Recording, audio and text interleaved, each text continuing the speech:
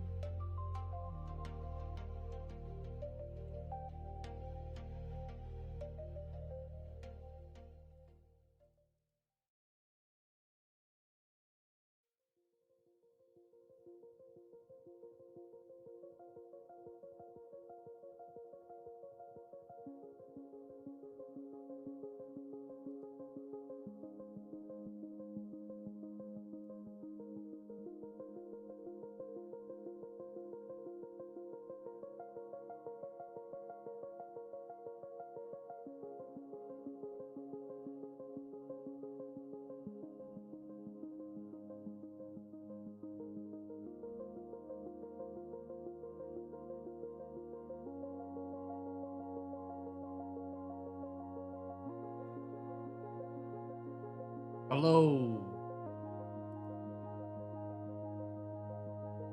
I like how the chat window didn't even put the YouTube comments. So you weren't first, Full Caliber.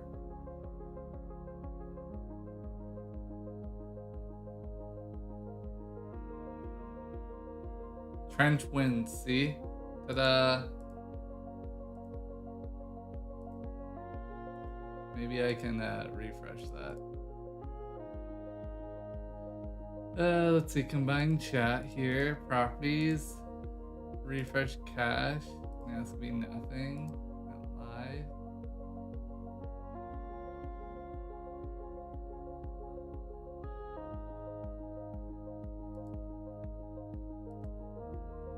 Happy launch week? What, guys, what do you mean launch week? It's not launch week. So I don't know what happened, but the setting didn't propagate through on all the streams. It was like last stream until launch week, but I'd already updated this 2 streams ago.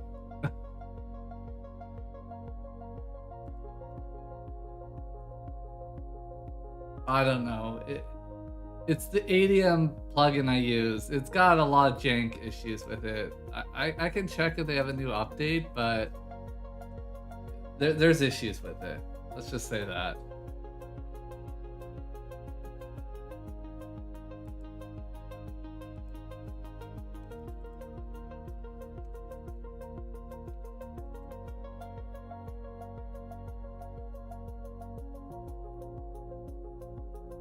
I think I'm gonna write a chat tool, a part of CoreOS that computes out whether something's worth it for me to do or not. Okay, last night I went to dinner. It was like a 35th anniversary for some kind of random person we knew. And I feel like I should just have a memo app that I just say stuff. And then I tell it like, oh, this could probably be like 3 hours at blah, blah, blah. Level of going, pros and cons. And it's just compute out whether or not to go or not.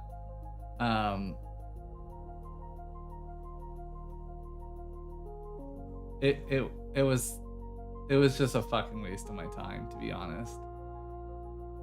Food overpriced. People we knew there, very few. At a table that wasn't with anyone we knew. So loud that you couldn't even have a conversation with really even the people at the table. So I made a rule from this point forward. I'm just not going anywhere without my backpack with my laptop. And I'm just gonna nope the fuck out.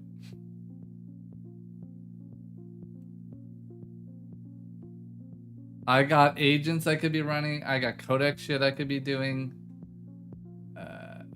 Literally not even worth it. It's terrible to say on some level because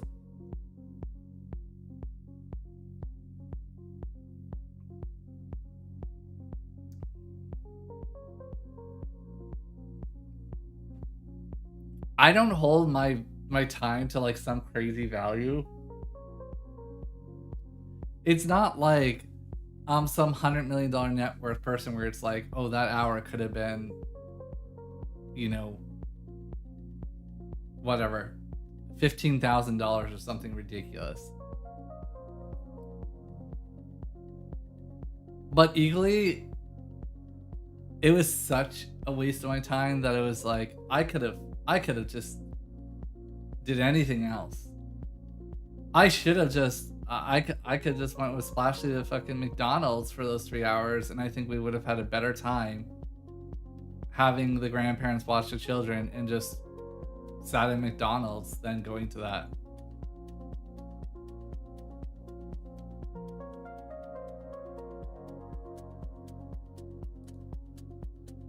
I mean, I don't want to be a dick about it. Like, Splashy was like, oh, because I got up after I ate. I got up and I just went to the car. I just sat in the car. Like, honestly, just on my phone, which is terrible because I wasn't even doing anything worth time on the phone. But it was just so god awful. It was like overly loud. Even the person I'm talking to, like, it was a person who was like trying to flex. They're the they're at owner in a brewery nearby, and it's like cool. So I tried to talk to them about it. That seems cool. Like, you know, is there any trends that you're noticing? Is there anything changing? Like, I read the studies on like younger generations are drinking less, and they're like, I don't see any of that. Business is booming. You know, we brought blah blah blah in house. We're just growing. We used to have no fryer. I don't know. The way they talked about it was like, it's like talking to somebody who thinks they're the big fish in a small pond and not realize, bro, you're actually a small fish in a very big pond. And just live it. Just live it. It's okay. It's okay to be a small. I'm a small fish in a big pond. That's fine. But like the way the conversation was, it always just felt like some weird fucking flex thing. And I'm just like, I just want to talk about the fucking operations of the business. Like, it felt like a jock who had built up a brewery and was trying to like flex to me about how cool it was that they had a brewery. It's like, yeah, that's cool. Now, how did it grow? Why did you grow it? Why did you start it? Like, what was the margins on it? Like,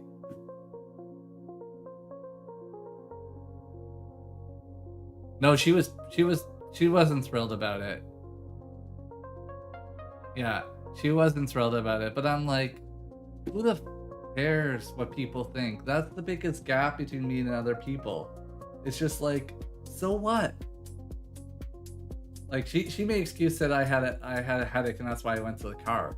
Reality was it was just boring. It was just boring. Like with everything going on in the world, like there wasn't anything interesting at that table being talked about.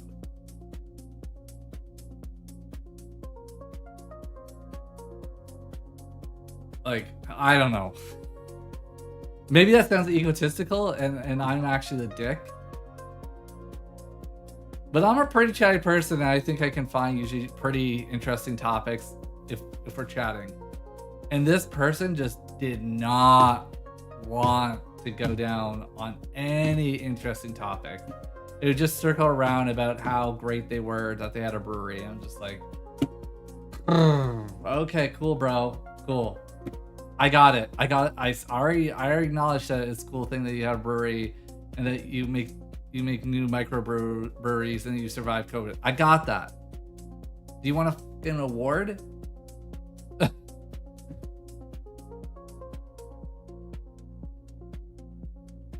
I do think you sound like a dick, I won't lie, but I also completely get you.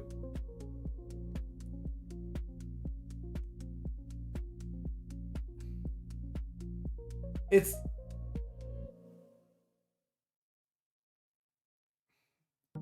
I don't know if it's really being a dick, and it's just like raising the bar of standards against others to realize like the world we live in and everything you have access to and the attention and what people should value the most is one of the few things that they piss away the easiest.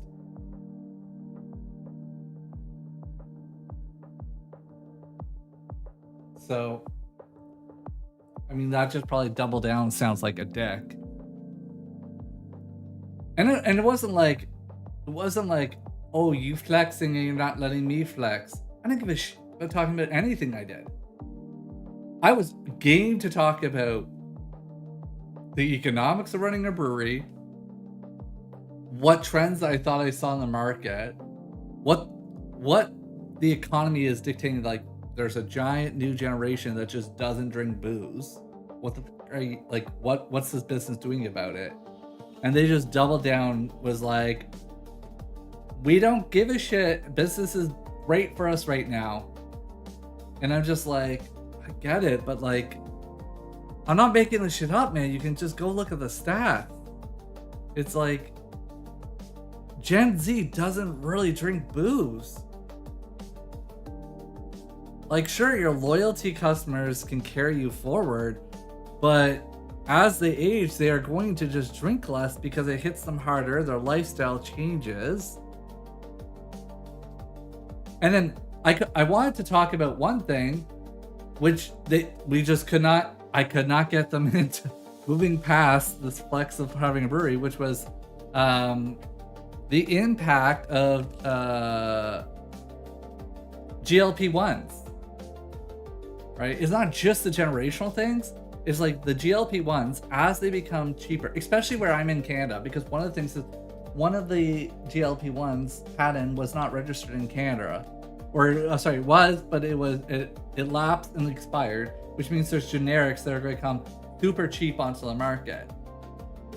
And if you follow GLP-1s, you can see how significantly, not just booze, the food industry itself is talking about the impact it has and how multi-billion-dollar brands are shifting their strategy because of GLP-1s. So I don't know. I just sat there and I was just like, holy.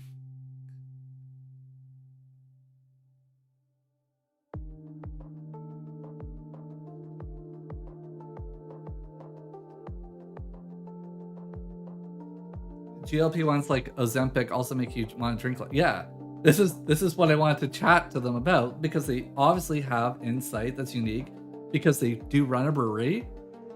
So, you know. Now this is a dick comment. I felt like this was someone who, because it diminishes probably the effort and work that they put in, but I'll say it anyways, which was, it's someone who's in a regulated industry that the industry's carrying them, and not that they did well. Like, for those who don't know, in Canada, the alcohol industry is highly regulated, and getting a permit can take forever to sell booze in your establishment, where sometimes there are places that will buy restaurants that are on the brink of like going out the door simply to accelerate the permit process.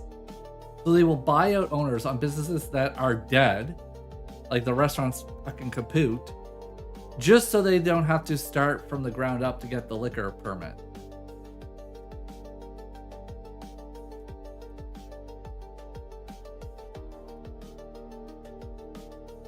So you have something that is controlled, where your margins are insane, which they admit it. They're like, oh, see this stout? They're like, it cost me all in labor and everything $3. How much does it sell for? $12 to $15. And you're like, holy fuck, boys. You're like, that's just printing money. I think I probably read them wrong way, because I could see through all the shit that they were doing and saying. Where I was like, they're like, oh yeah, like we have such good customers, blah, blah, blah. That's what, like, they were going out to restaurants and bringing food in. So we realized we were leaving money on the table, and we brought that in-house. And I'm like, yeah, that makes sense. But you know what also makes sense? The part of that is when you control what people eat in your establishment and you sell alcohol, of course you're going to cater a menu that's like spicy and high sodium, because they feel like they need a beverage, which means they order more booze. And they're like, well, yeah. And yeah, well, yeah, that's why we sell hot wings. And it's like, just admit it, man. Like, there's nothing wrong with saying that you manipulate your customers to buy more of your product by setting a menu that makes them want to drink more. That's the business that you're running. So they probably thought maybe I was just a dick about that, but it's like, no, that's just a capitalist mindset, man. That's what you're doing. That's what you're saying you're doing. Nothing wrong with that in my mind.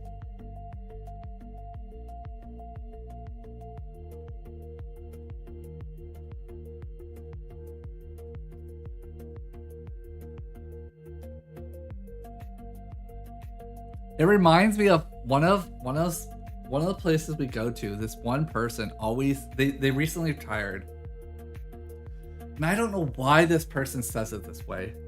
Like, they're obviously older than me. They're like 58, 60, and they're like the mother of someone we know at one of these parties, and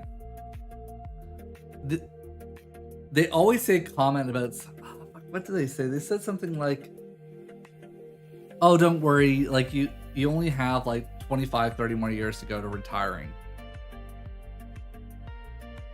And it's not the first time. They've repeated these kinds of comments. And the last time I finally shut them down. And I was like, no. I'm like, I'm not in the same boat of you. I'm less than 5 years and I retire. Like, I just made more than you earlier. And they were fucking like, okay, I let those little comments go once, twice, 3, 4. We're on the 5th fucking time of setting this bar that, oh, you retired early, and how, oh, you'll understand one day, you know, you got 25, 30 years to go. Like, you know, it's like, you don't know me. You don't know my circumstance. Like, actually, that's not even close. Like, 5 years or less.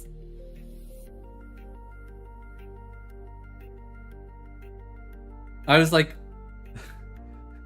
in my mind, I didn't go this far, but they had said something like,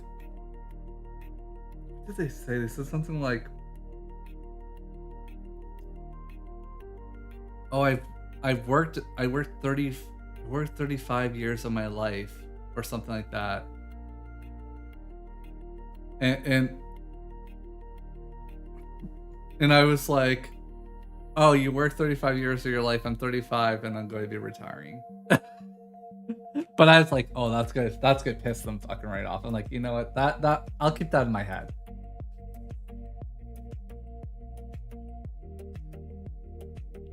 There's self-pride. There's self-pride where you can say, you know, I think I did pretty good for myself. You know, I retired earlier than I thought. Yada yada. I retired earlier than what a lot of my peers did. Cool. Like, I'll like fucking kudos. Like, great. Like, fuck yes. Like, I want people to succeed, but it's when you reflect it onto others where it's like, oh, you'll understand in another 30 years, you know, you got a long working career to still go. You know, it's like, I don't remember the exact comments that were said. It was just, and it's not like I said the first time. It's multiple times these comments have been made in such a way that it's like, somehow I don't, anyways, I don't even know how to describe it, but yeah, last time I kind of skipped ahead on some of this normal banter and was like, no, I don't got 25, 30, 35 years left. I have less than 5. And it was like, yeah.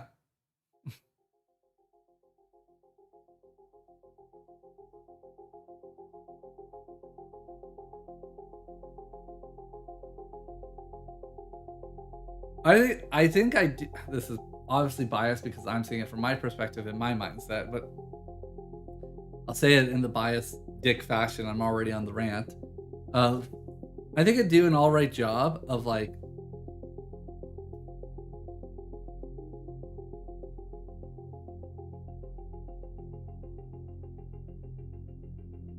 being generally pretty modest in the room to read the room.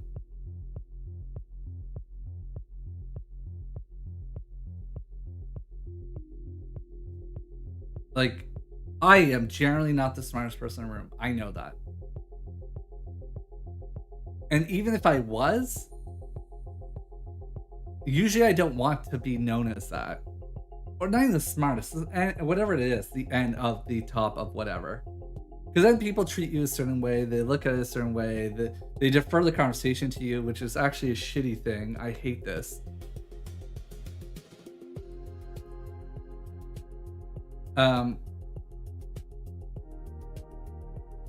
So I try and keep most people on peer level where we can all learn and we can all have good discussion. But hella, I have very little patience when someone thinks they're way fucking up here and have not read the room. I will hella come in and fucking knock them right down off the chair. If I can, if it doesn't match, like someone's like blah blah blah, blah I did so and so and all this stuff, and it's like just this constant barrage in the conversation of that. It's like, cool story, bro. Let me tell you a little bit about something else. Whack. Let me rip the chair out from you.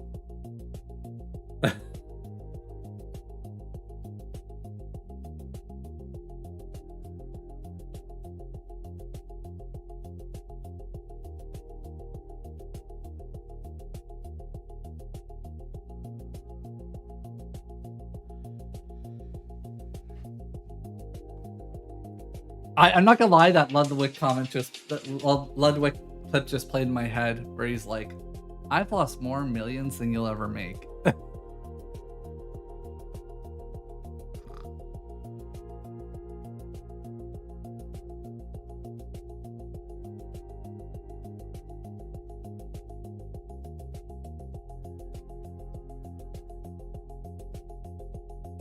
Alright.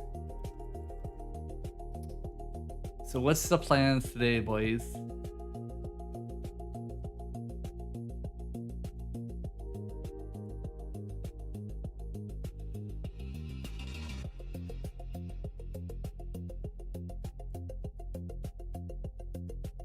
What is the plan for today?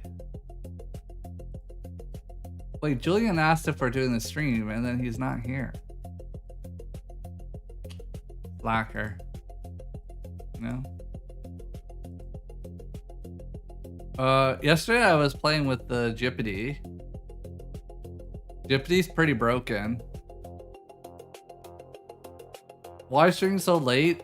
Oh, Matt, you have to be in the Discord. If you're in the Discord and you get the stream announcement roll, I post in there to say I'm out for breakfast.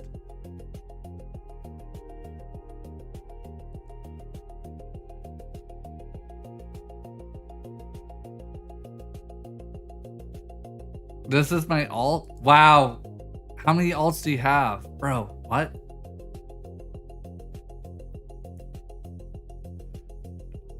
Wait, 12:30 a.m. I'm cooking. You eat at 12:30 a.m.? No. What? Why so late? You eat dinner at midnight? Like your schedule must be 12:30 a.m. Julian's going for their PhD. That's the only answer. Only student life is like that. Some like mad scientist.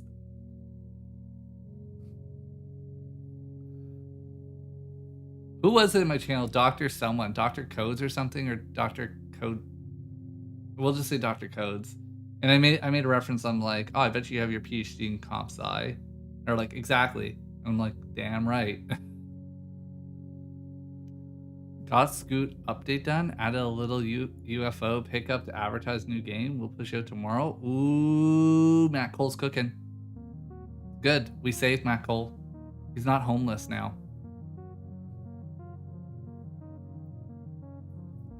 Oh, where are we at the wishlist numbers? Sorry. The wishlist numbers are what the wishlist numbers are. Let me go look at them. Today also, boys, I made Z purchases, which should come later today. For chat, just for you, chat. This is how much I love you. It's going to be PCI Express card to fit 2 more USB-C and a whatever, it has a bunch of USB other ports, but we don't care about those. And I have the USB-C cable that's 16.5 feet or whatever the max spec is that I can go on this cable that maintain video output. And I will run this underneath the desk, underneath the carpet, over to this corner. Well, it's further off camera. And then I will use the little OBSBot camera over there. And then we have the co-working set up. Because I was talking to Domino. And I'm pretty sure stream will start like this. We'll do the yapping. Maybe sometimes we'll work together and I'll do some game dev. And then I'm pretty sure I'm just going to switch over to like a scheduled thing. Where it's like 45 minutes working, 15 minutes Q&A yapping. But if I do that, the advantage is I will actually stream longer. I'm willing to do the stream from like 9 a.m. till about 4 p.m. Eastern time.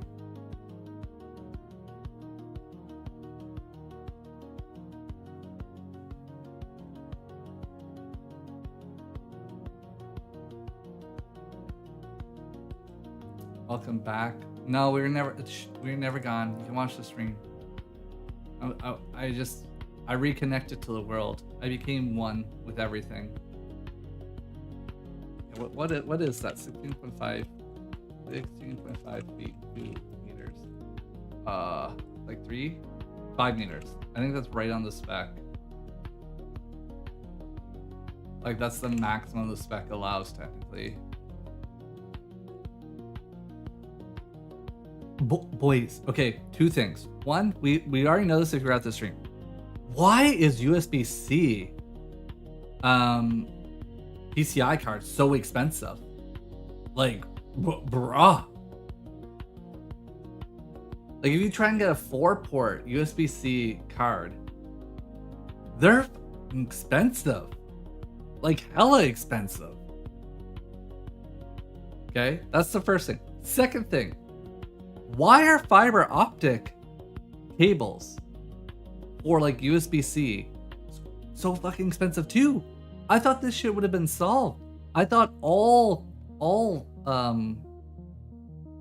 cables over like 20 feet would have switched, and this would become like the norm. Where the receiver and transmitter itself does the conversion to light, does fiber optics the entire way, and then obviously reverses back to signal, all that. Because once you have that, technically the spec doesn't matter for like USB-C or any of the USB specs. You can go as far as you want. Same thing for like DisplayPort, all these. So if you want to like put your computer in your basement and run this shit up to your living room, you can get these and you're good to go. You can also spend what like Linus Tech Tips does, which is you get non-cable, you get like a dock that does this. So the dock does fiber to fiber, and then does all the conversion for all the signal, like display, USB, everything between the box and wherever it's going. But that is hella expensive for that device, because they have like a niche in the market for this, like $1,200 for this. It was unbelievable.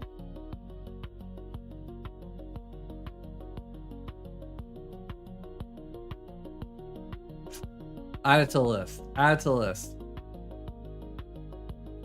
You know what? I need to make like a... And when the Discord, I need to make a Thorny to-do list, and you guys just post there. The TV's not even plugged in, guys. Okay? The TV is not even plugged in.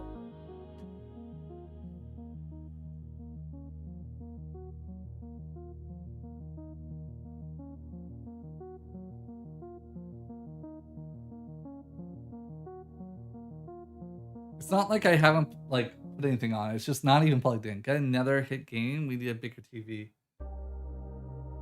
Oh yeah, the wish list. Sorry, Hal. Hal actually asked, and I got distracted. You know, nothing new. The Game of Feeding Black Hole discount right now is in printing compared to what I would have expected. It's basically like another summer seasonal sale is what it is. So, mwah.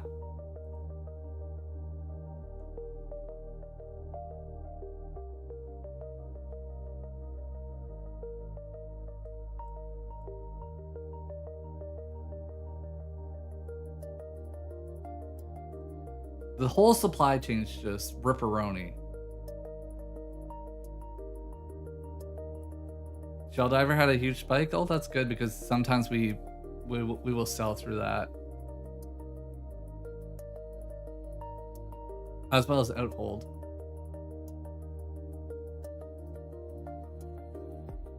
Has Black Hole printing had an effect on newer games? Yes. Yes. That's exactly also why this is timed. There's so many things behind the scenes, guys, that I haven't even talked about. One, because it's competitive advantage. Two, I kind of just forget about it. Three, I've just been like, some of it's not even conclusive to the data, so I've just been waiting and waiting for more and more data. I guess the fourth is like, I'm like, I don't want to repeat myself, so when the games launch, I can at least do the podcast on what went well, what went bad, and just, that's it. And just send you guys to the video. There's so much I hide from the stream. Domino knows. That's one of the reasons why we're switching to co-working, to be quite honest. Is there's some things I have right now that I honestly just don't feel comfortable showing on stream. And if I don't do it on stream, it makes it incredibly hard to have the time to do everything.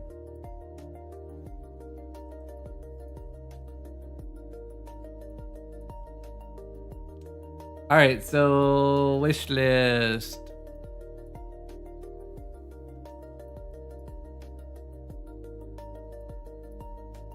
Orebreaker, 4,500.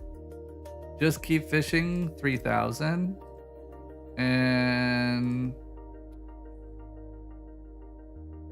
mining and dwarves, 5,500.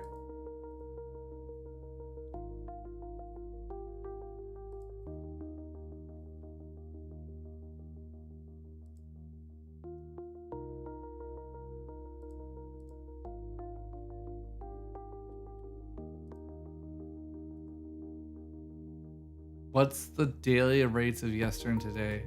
For the wish list or the money? Or which? I mean, you could give it all, but... Wish list. Okay, so you want today and yesterday? You want it combined or individuals for each?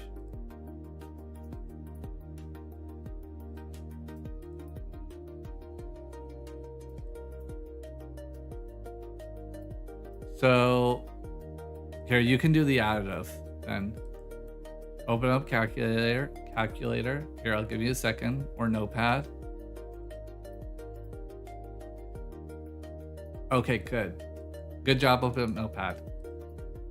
Mining and dwarves yesterday was 56 wish list. Today, so we're halfway through the day, it's already 53. And then Orebreaker is... Oh, fuck, wrong count. Orebreaker is... Yesterday, 81. Today, 46.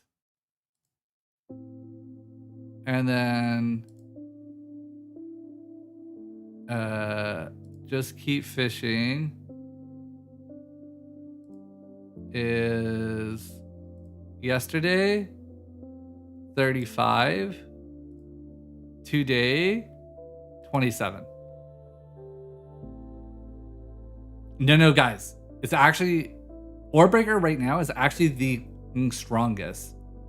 It will likely overtake Mining and Dwarves on wishlist at launch if no content creators cover it. And the other irony is Mining and Dwarves actually had content too.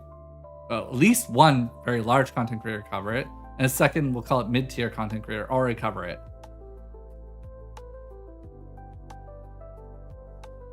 Orebreaker, zero content creators. And most of that is because I did not have time to fully go through the list during Next Fest to get Bullet Hell content creators. So I didn't email any Bullet Hell content creators for Orebreaker. I just didn't have time for Next Fest. And then once Next Fest passed, I felt like the time gap is too short for the demo to a full release, and I would rather just email them one time and say, look, here's the full release, go cover it.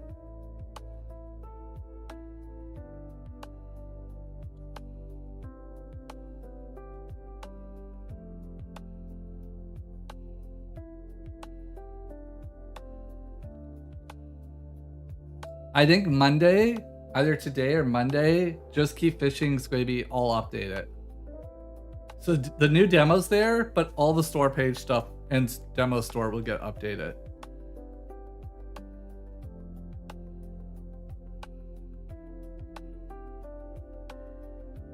I think that will actually help.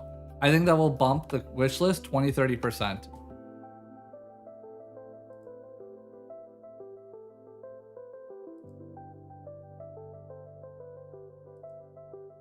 Are there major updates for Orebreaker? Okay, yeah, I can show you guys. They're not all in yet, but here, let's switch. We need main window.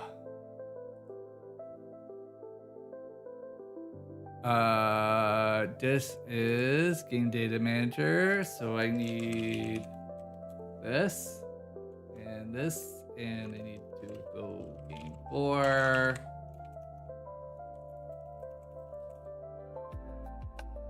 Okay. There's not a ton changes yet, but me and Andy have already talked about a bunch of the changes to do. And then just let me make sure I don't like blow your ears out. Okay. Okay, let me turn down this slightly, just slightly. This is annoying to me. New game. Yes.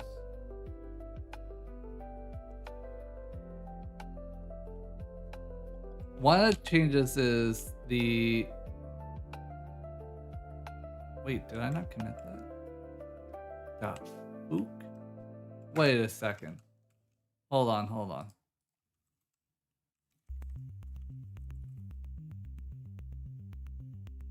Okay, yeah, I did. It's just my eyes.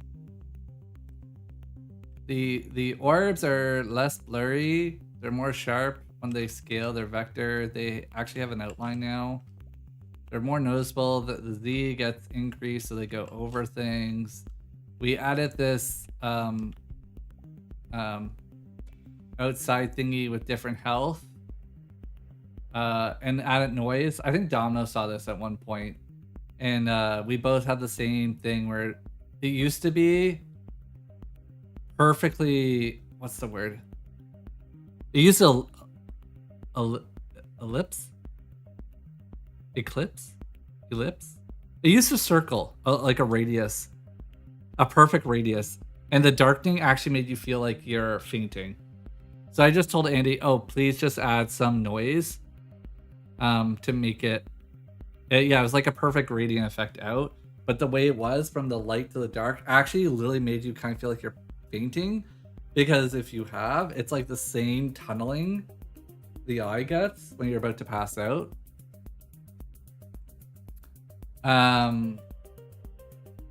So we added some noise to fix that. And what's the thought behind the simplistic design? The thought is we were in a rush, and Andy likes the minimalist style, and we just focus on the gameplay. And we have some juice in there, right? Like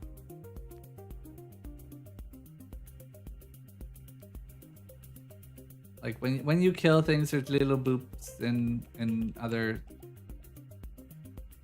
thingy mabobs and little pixels and all that.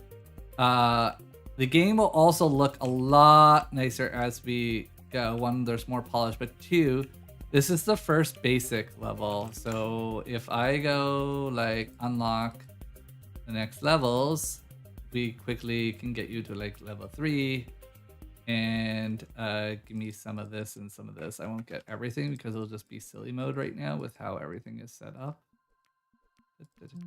Something like this. So level 3 starts to look more like this. And I don't have ricocheting on right now, but that is going to be in the game. And we're going to control some of the speed. Like, this is way too fast for the amount of shooting it is. And there's a spread angle too later in the game, so it actually feels like a machine gun, I guess. But yeah, the game already starts feeling a little bit different when you start adding all these different kind of colors. Like black hole vibes of like, oh wow, why don't we just kind of follow a similar concept of like mass? And then we change the weight so that we don't end up with the issue in black hole, which is everything ends up purple because it's a sliding scale, and as you ramp up density, eventually everything else just falls off. Instead here, it's more like a bell curve where, or even an exponential curve, but your tail never drops to 0. So the chance of getting the lower tier stuff just gets really, really, really tiny, but you don't drop it to 0. And then you end up with like a very nice colory filled thingy-mabob. Why the bright colors for breakable blocks? Because those are ore, those are bonus ore tiles. So it's generally like to attract the player to go to it. Like these actually give like way more money. than just these basic tiles. Also, the damage it takes is higher. But I'm so broken right now in shooting, it's not very obvious. What else was there? Played around with some of the timer stuff so that you can spawn the boss. Oh wait, you know what? That's gonna be glitch because I didn't unlock that ability. Here, die, kill player. We need this.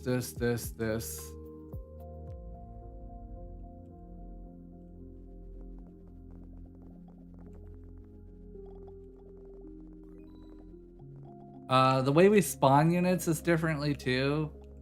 It's more to create moments of like intensity. Yeah. This boss shoot is way too slow. There's going to be a bunch of lag probably. That's a bug. It's alright, whatever.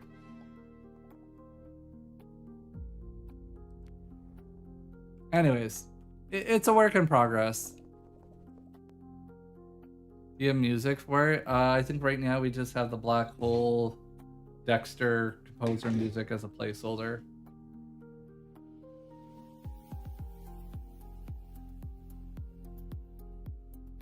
There's some other things that I think we want to change though related to skill tree, or at least Andy was inspired by. Let's see. If I do kill the player, and we go here, and then I go upgrades. I think there's a bunch of room for improvement on this page, to be quite honest. I think after X amount of levels and things, we should get rid of these. We should just, they're just noise. I'm not a huge fan necessarily of this the way it is, but I can live with it. Now let's see what he had sent me, particularly for the tool tips, I believe it was. Where did he send that? Oh, that's gonna be maybe a pain in the butt to find.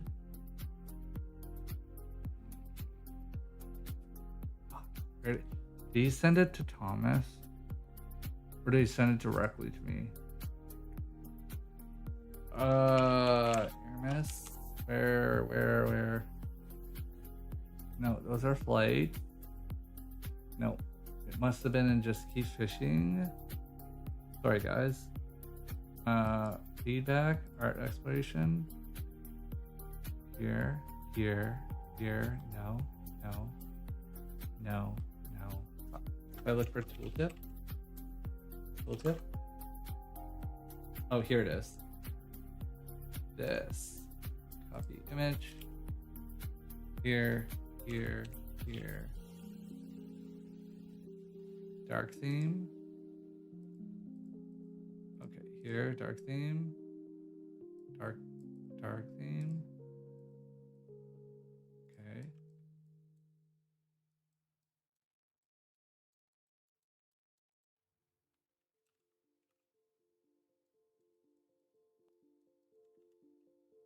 Can I not pan? Wait, what? What's going on? There. This. I think this does a great job at communicating out change. I think this is one of the cleanest tooltips I've seen in any of these games.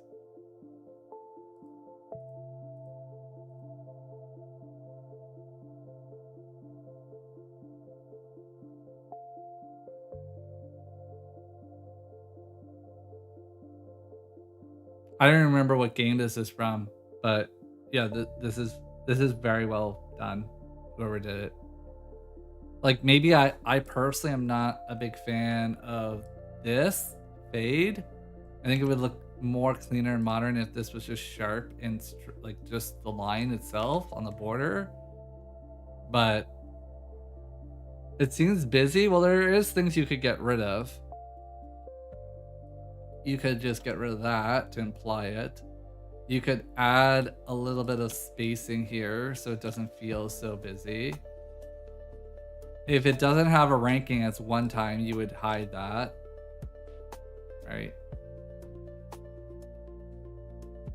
And you could cut out this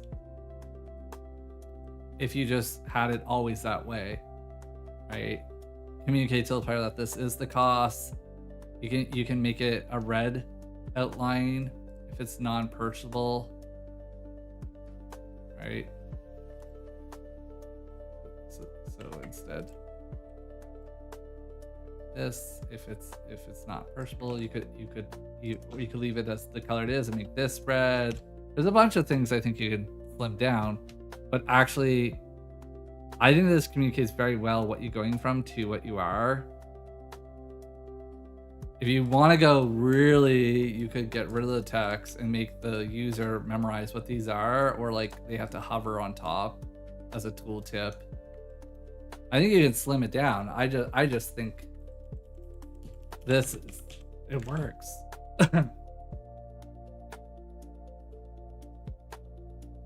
I don't remember, do you have multiple upgrades per skill? Right now, no. But we could. The code supports it. The game data engine, also the game data manager also supports it.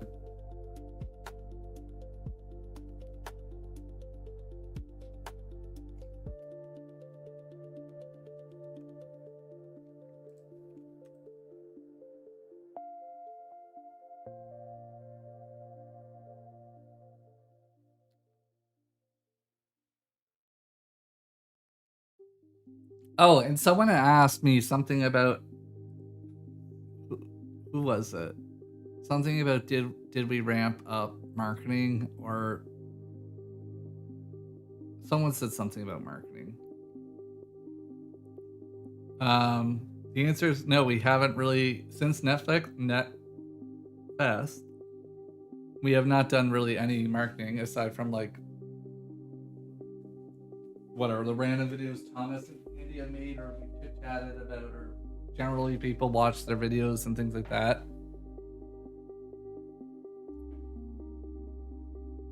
I don't know where 16K came from, but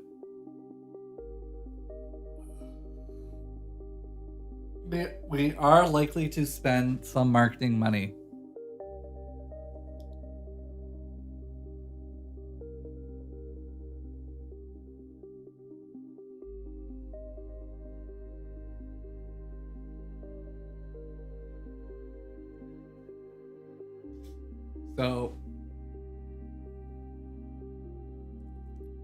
So I have access to Jester.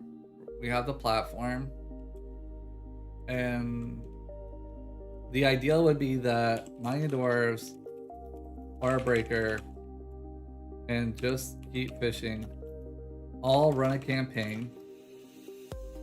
Let's just say 2 to 3K each. Okay. And then possibly Black Hole itself runs some sort of small campaign.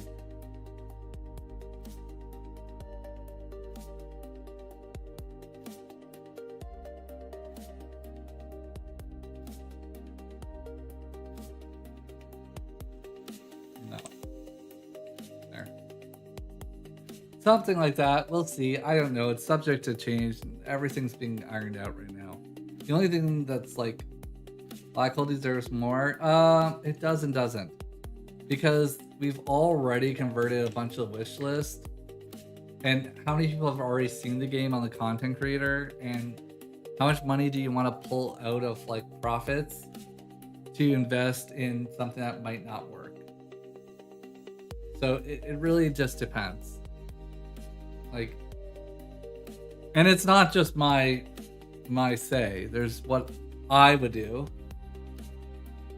and then there's what other people want to do too, right? Like this is 100% not an executive decision, right? This is co-dev. This is co-dev, right? This is not co-dev, but it's Aramis and Thorny Co. And this is Aramis LLC. So this I don't get any say in, really.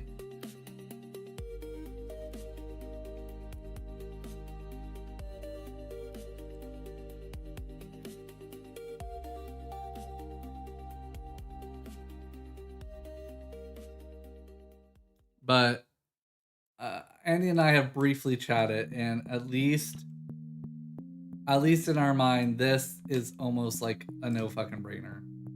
For when I walk him through the strategy and what the numbers look like and what conversion typically is, and even if these aren't net positive, it's almost a no-brainer. It's also within our original budget. Like, we had originally budgeted money to start Aramis and Thorny Co. Some of that was legal, some of that's CPA, yada yada, and like miscellaneous expense stuff. But we're like very under budget right now to what we had originally kind of agreed was a flexible budget to spend. And originally we had agreed to do some experimental stuff with Reddit ads, and then Steam beta changed. We're not going to do the experimental Reddit thing. It does not make as much sense. So it was like, well, why don't we shift some of that, what we'd spend there over to this? And like this one we don't need anyone else to say yes or no. Like we can just do it. We just absorb the cost, period.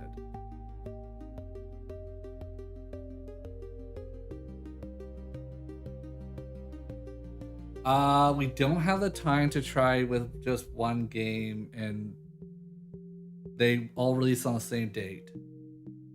So you don't have a lot of flexibility.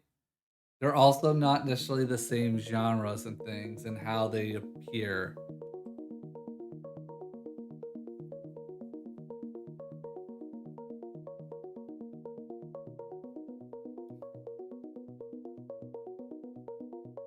Right? Like this is a bullet hell.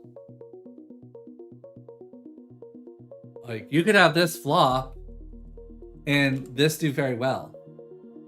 You could have this do very well and incremental game very flop. You could have these two flop, bullet hell and incremental, and this do very well because the art style makes it appear more cozy, and the content creators on that platform are more aimed towards cozy type of audience. You don't know. You just don't know. So for me, if you forget about this, it's like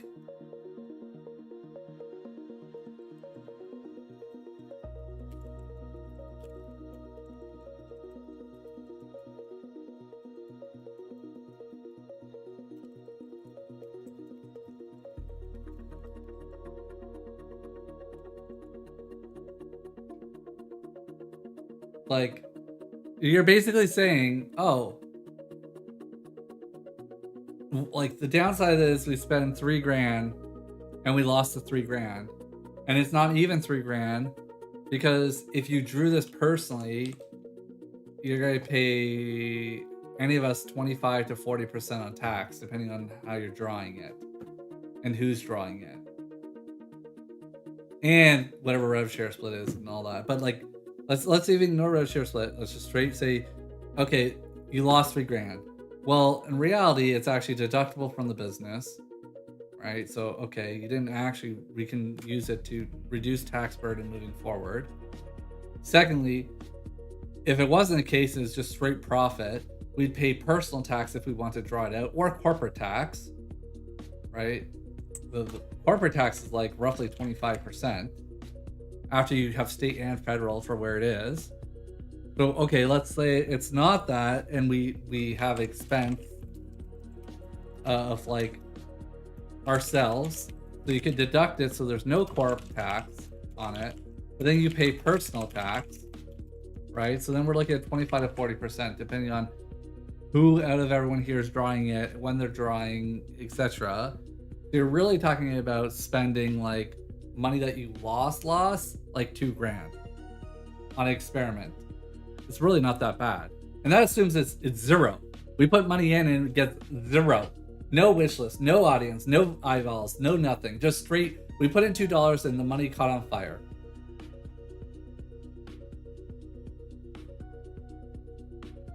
Is $3,000? It's on the lower end. Ideally, it would actually be more like this, but that just goes outside of like what we budgeted for in terms of spend right now where we are. So, because it's easy to say, and for those who are just new to the stream and not have all the context, you could say, what do you mean so the budget? Black Hole made blah blah blah blah blah blah. Aramis and Thorny Co does not make any earnings from Black Hole whatsoever. Right now, Aramis and Thorny Co is in the hole, like minus $20,000 as like a shareholder loan to Andy.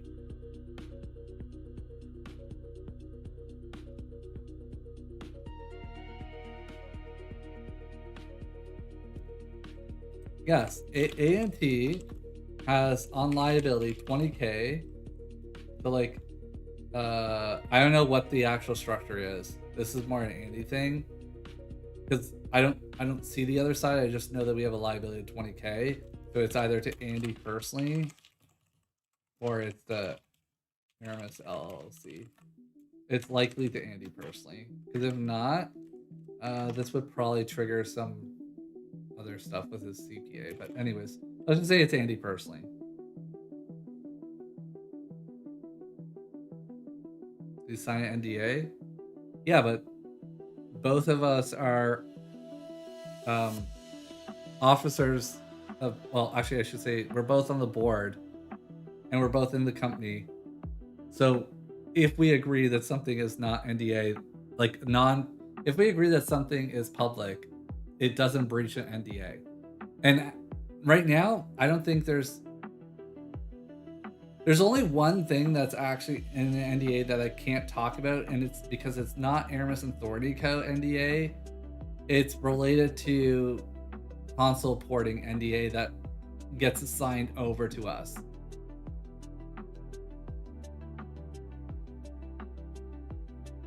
But in terms of Andy and I, with the business, we don't have anything. I don't think we've marked anything as confidential. Like personally within our business operations, but like if we sign, let's say, console port, and they have an NDA that obviously applies inwards to Aramis and Thorny Co., which implies we as individuals of that company must maintain the confidentiality of that NDA with the third party.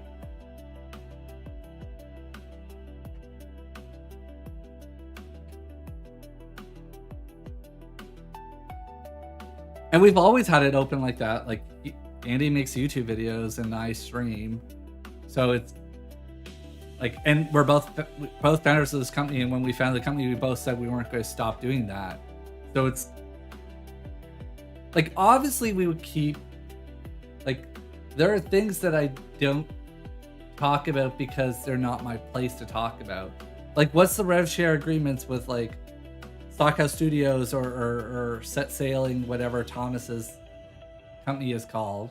I don't talk about that because there's two parties involved in that, and it would feel disingenuous to disclose that when the other party may or may not want that to be disclosed.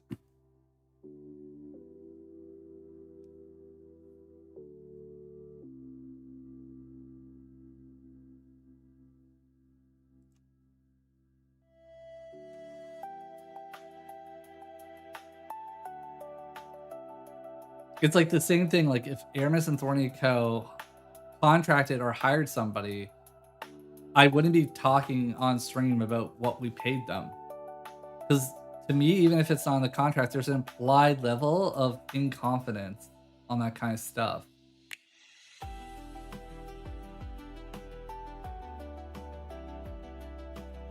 So yeah, Aramis and Thorny Co. is minus 20K. So that's kind of like the budget, you know, for we'll say 2026, and then let's say like it does terrible, either we fold the company or we continue the company, and then the operating costs of the company are like less than 5K a year. This is like legal, CPA, IRS filings, I don't know, random subscriptions like Google Workspace, right?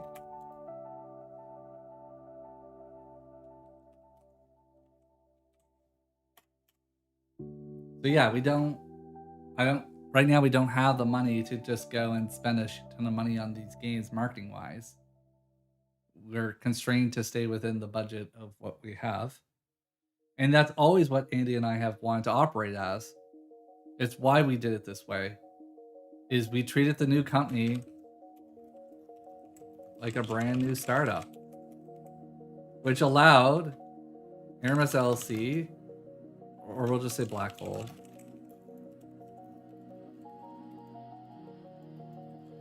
is our personal funding.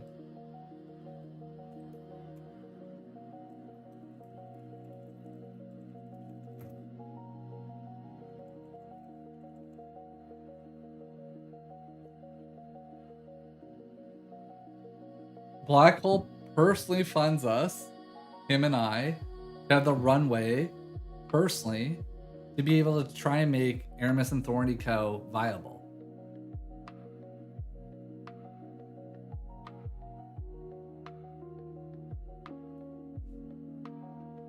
And you could say, well, why doesn't like this go into this and you did it that way? My guys, it becomes incredibly fucking complicated to do this. Both lawyer and CPAs were like, there's like, don't fucking do this unless you want a nightmare of headaches, or you like are going to like sell this entity right away, right now, or something. Like, there was no reason. It would create an incredible amount of task complexity to funnel the money back into Aramis and Thorny Co. Basically, because you could do this to try and like manipulate the tax code to not pay taxes. There's a ton of stuff. They're like, nah, don't fuck around with that. Like, just leave it how it is. You already have all the agreements and all the other shit sorted out. Just make the new adventure and just fucking operate.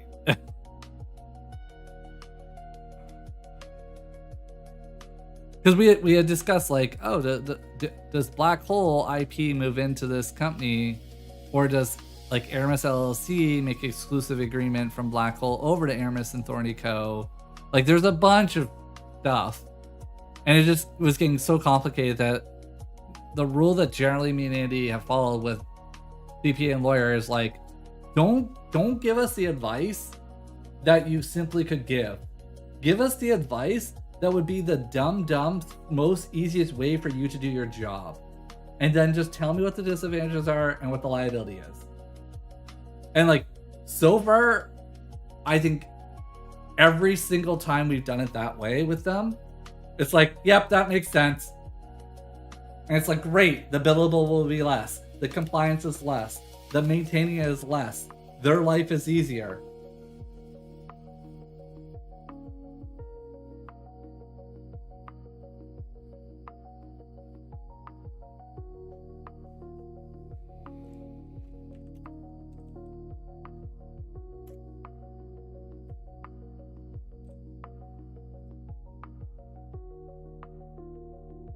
Start a company in Panama? Well, I do want to go visit Panama. Not to start a company there, but when I asked ChatGPT about vacation and my criteria, actually it did recommend Panama City. It was the number one.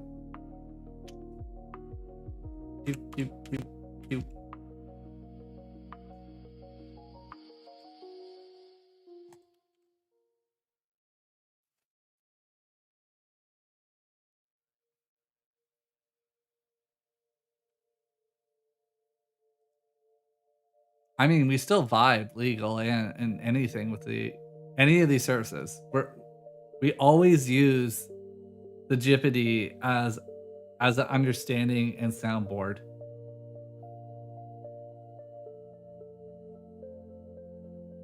Doesn't mean we don't take legal expertise, but there are times where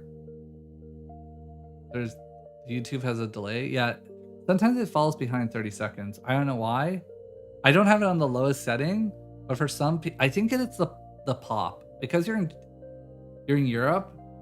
I think the delay even gets longer. In North America, if I watch it, I think the delay is 7 seconds. I think in Europe it's like upwards of 15-20 seconds.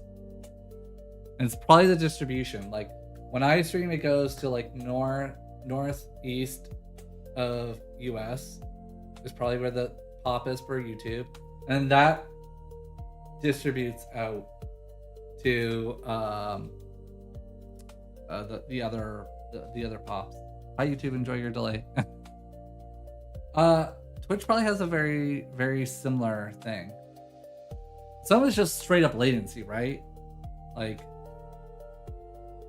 if you're in Europe and I'm here, you're taking what, at least 100 ms round, like for the round trip, 50-50 each way, maybe a little bit less.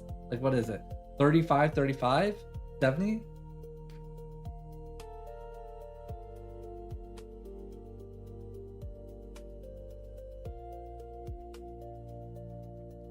YouTube is way worse though, maybe. But to be fair, on the YouTube side, I am not running on the lowest latency setting. They have ones that's called like ultra low. I don't remember why I don't. There was a reason why. There is a reason why. It says something weird, I think, is what it is. Here, we'll just go look.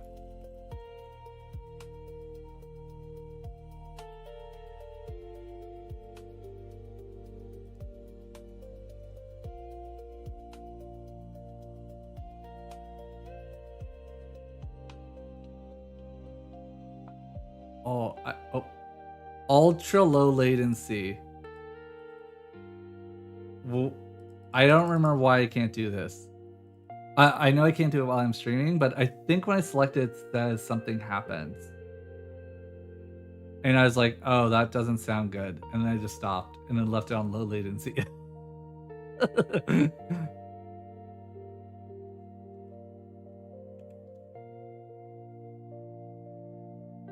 So that goes from 10 seconds to 5 seconds is my guess. There was no holding back. No, you guys got the unfiltered truth. Okay, so this is fixed. Now it doesn't maintain the model being loaded.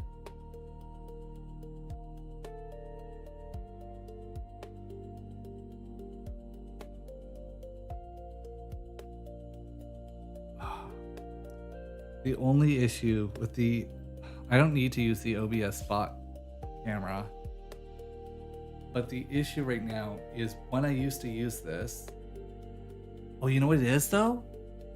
I think if I have the auto tracking off on this camera, I think it just works normal. But if I have the auto person tracking on, what happens is once I open up the property in OBS, it just goes nuts.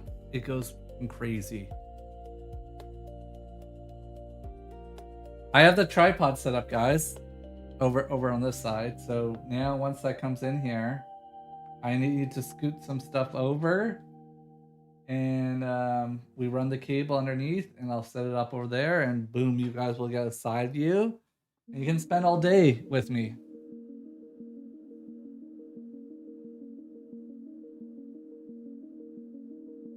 You didn't explain why you cried? It was sad music. That's why.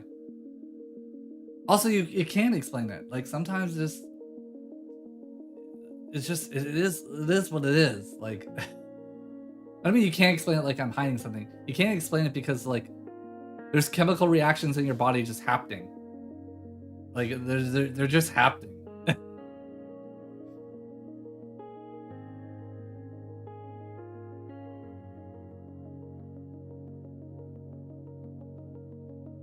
There's some chemical reactions happening, and then I played sad music, and it was like, "Rip, you're done. You're done." And you just feel overwhelmed. Pro streamer? Yes, guys. Wouldn't that be great to be a pro streamer? Okay, so what do I have left? What is like the upcoming things that I kinda can do? This I definitely should do. That I can definitely get chat to do right now. Just keep fishing here.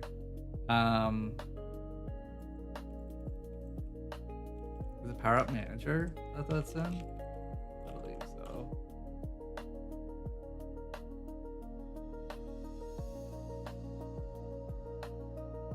All the definitions in Power Up Manager or their mod buff.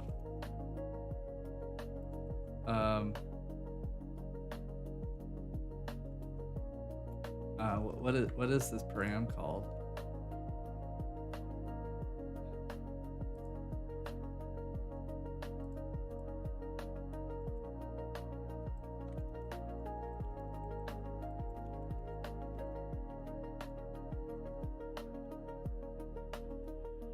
What do they call that mod? Mod something. Game mod is it called that in this project?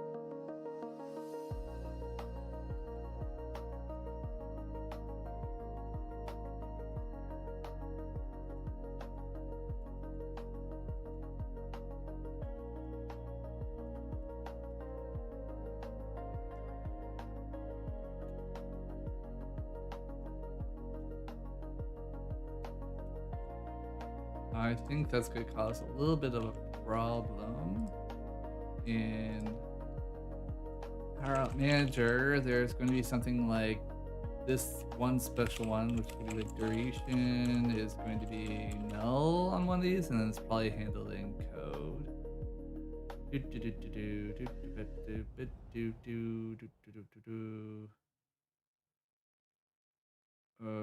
Not this. Positive infinity. Oh,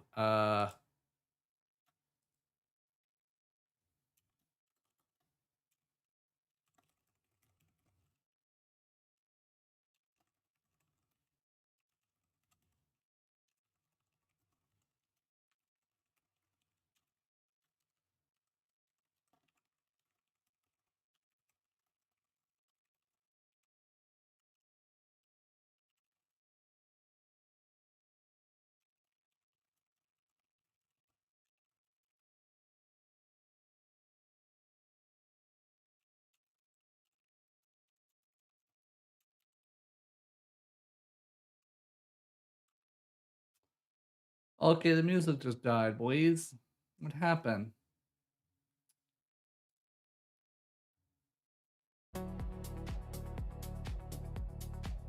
Hello.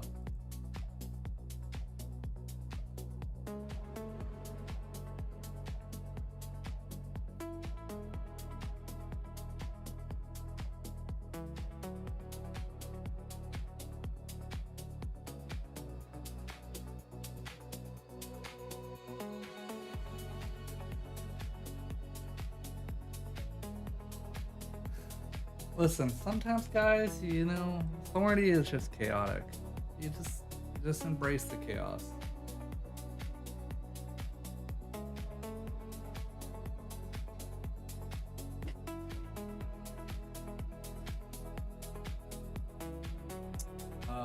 Fucking desk. God damn it.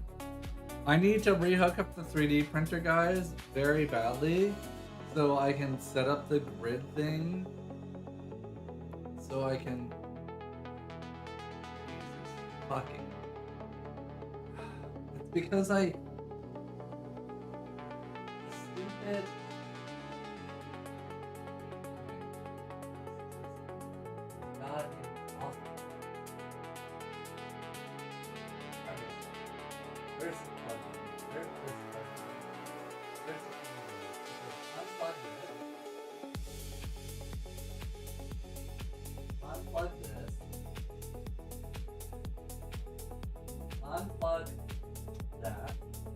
Cool. Where's that?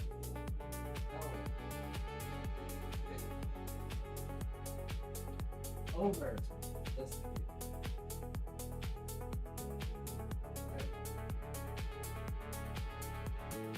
Replug in here. Open that up.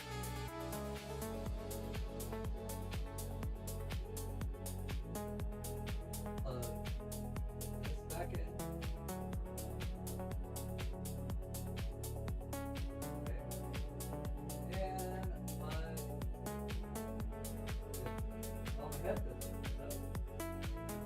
detected the Apple plugged in, and it always kills the Bluetooth. Reconnect. Can barely hear you complain. Yeah, I'm underneath the desk complaining.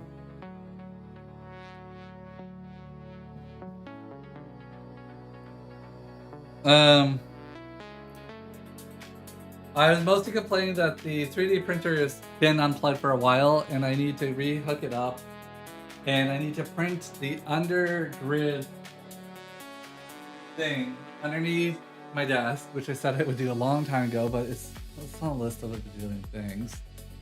And screw this underneath, and then I can put the cable management stuff. It's all nice, and it's always underneath the desk perfectly, so that when I press the up and down buttons, because right now what happens is I do that, and it's not that things get caught. It's actually the weight of the cables that I have connected together that causes just enough weight against the movement that it thinks it's stuck. It's actually not stuck.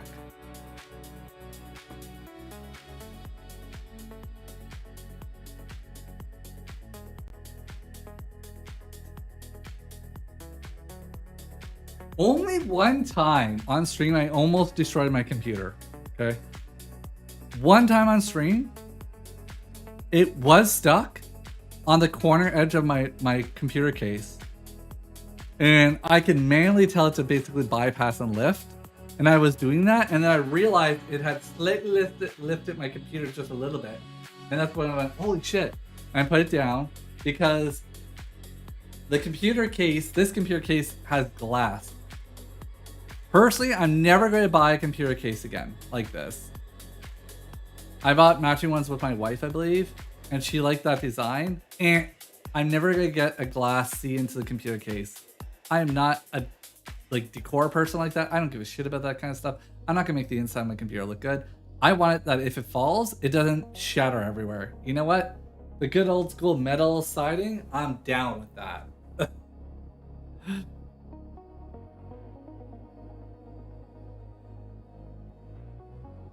Utility overlooked, exactly. So thank you for doing this. I mean, let me just confirm that you actually did exactly what I want, which is in here. No, sorry, in the power manager here. Cool, you switch everything to the thingamabobs mods. Nice.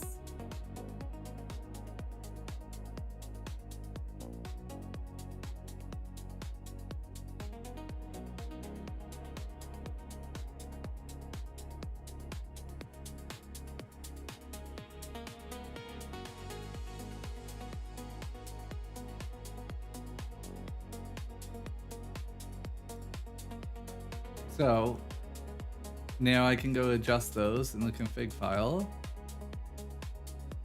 This requires Game Data Manager to be open. So let me move the chair over. Let's pull out the treadmill.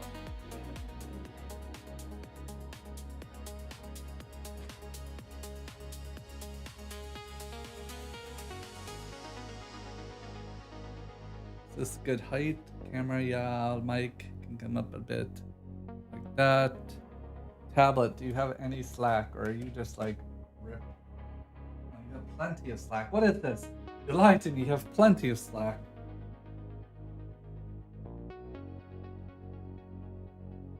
What else? I am going to get coffee. Do you do the treadmill with or without shoes? With socks usually on, but no shoes. Which is probably worse for my knees. I'm pretty sure that's what everyone's gonna say. Is like, oh my god, like your poor knees in the future are gonna get wrecked, blah blah blah. But I don't use it at a very high speed, so there's not a lot of like, there's no jogging or running, which would be most of the force coming down to keep up. With the walking, there's very little like weight being pushed down onto the body. It's once you get to the actual like jogging piece where you're actually moving yourself against the, like keeping up with the treadmill, that you have the force coming down, which gets translated and transferred into your knees. But at the walking speed, I can technically not even really need to lift up my feet. So it's like 1.1 kilometers an hour speed, guys. It's very between 1.0. Okay, if I want to like drink a ton of coffee, it's slower than that even. But if I'm not drinking coffee, it's like 1.0 to 1.5 kilometers an hour. It's very, very, very, very slow.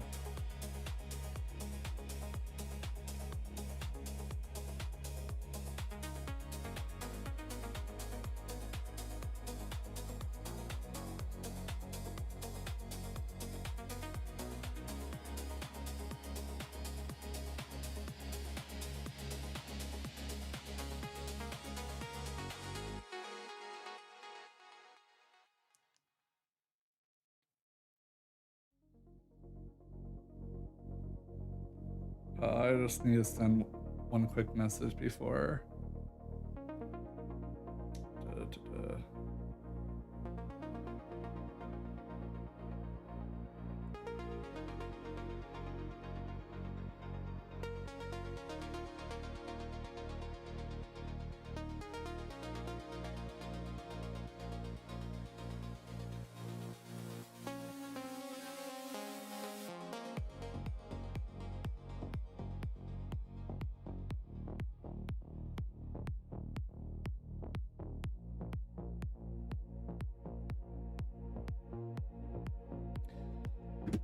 All right, so let me just make sure I reset this. There we go.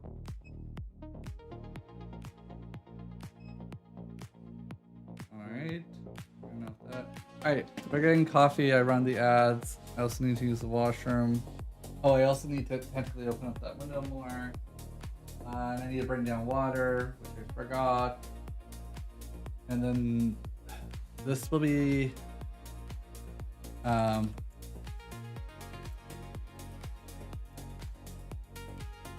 let's just tonight. I want to move plastic over.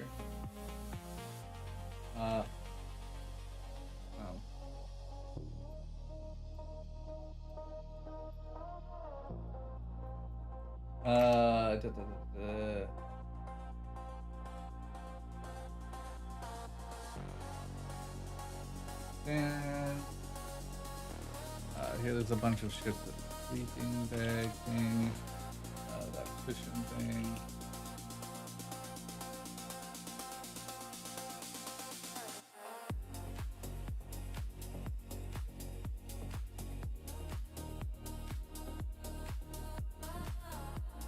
Don't worry.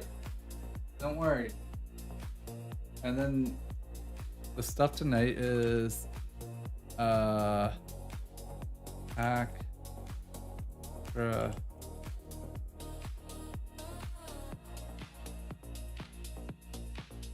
backpack.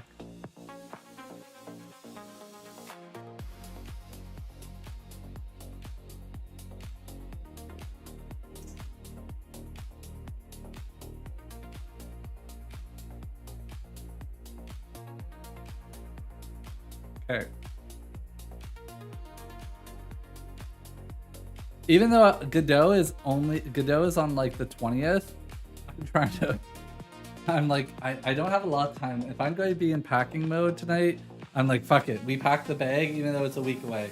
Like, put all the stuff I need for that trip in the backpack, have everything ready. I came so close to wiping out this laptop, by the way, and recycling this laptop. Um, but the issue is, I'll tell you the issue later. Okay. Oh, and then I also need to check that passport is still in. And I know it's not expired. I already did that. Okay. Are you still doing IRL streams there? Yes, with just Covino. Yeah, Covino will be there. I won't be doing the IRL stream myself, but I will be in Covino's IRL.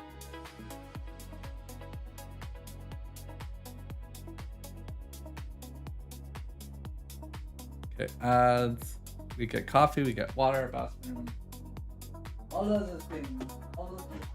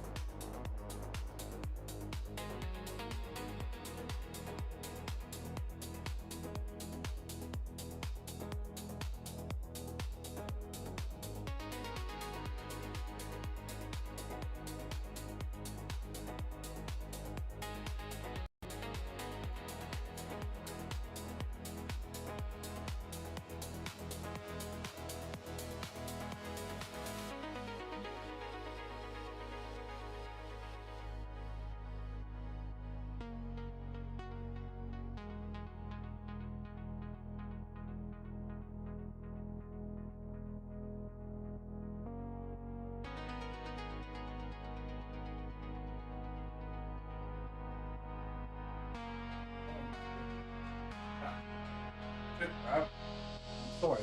We have to get more stuff. Look at this. Everyone left. Dead string.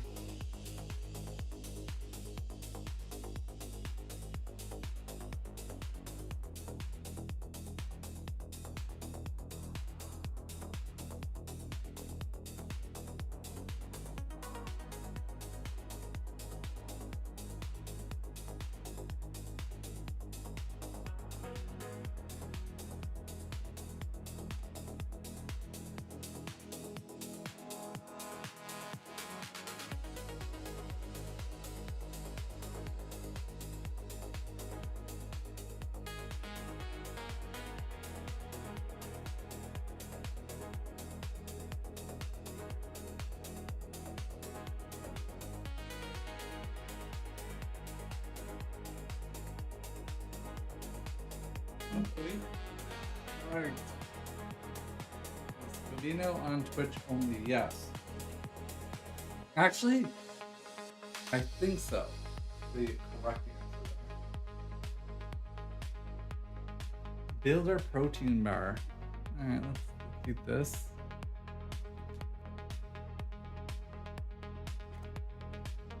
there anything, boys, worth drama in the game dev space right now?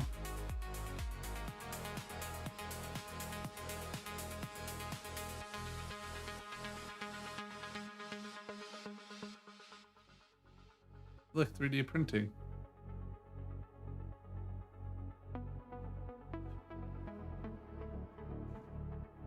No. Doesn't look like this. Is all trash feed shit. Were you ever on Tom's Brush channel? No. We are not. We're not cool enough to be on a channel.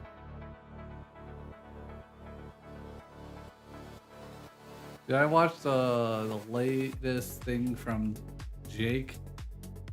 I did watch.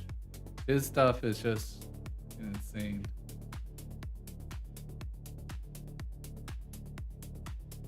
You guys want to see them build a cabinet? No.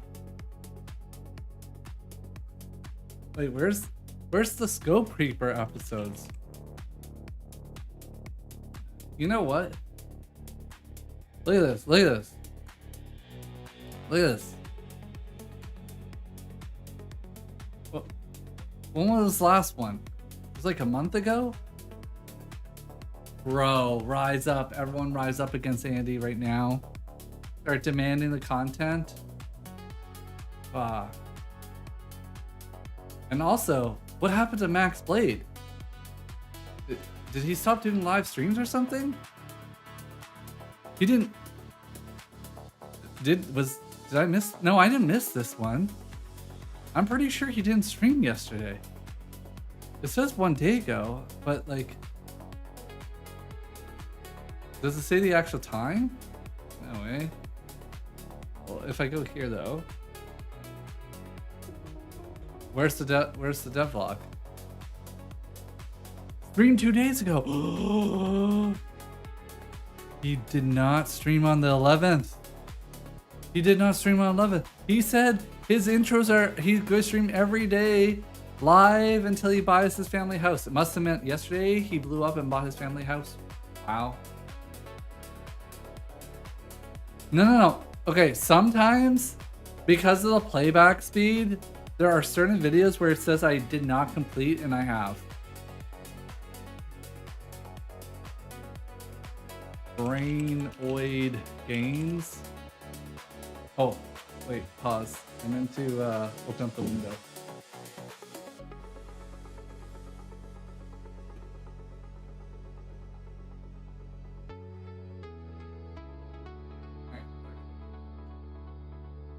Is it this one? Is it this channel? It's probably this channel, right? I'll make the video public with my Steam page next week. I don't know what that means. It means there's no video to watch, is what it is. That's what you're telling me. What do you mean I didn't watch the video? I can't even watch the video. I got conned. Oh, this looks kind of cool.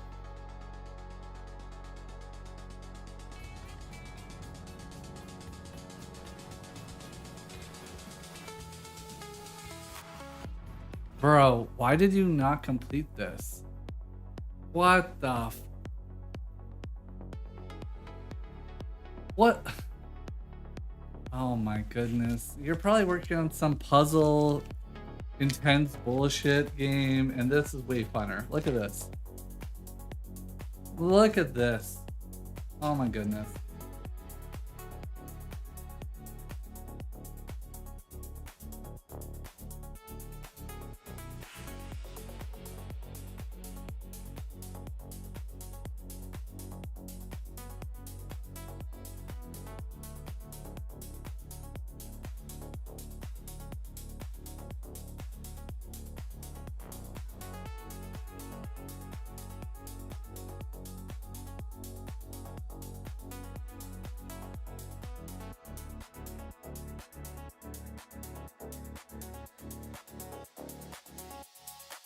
There's no content.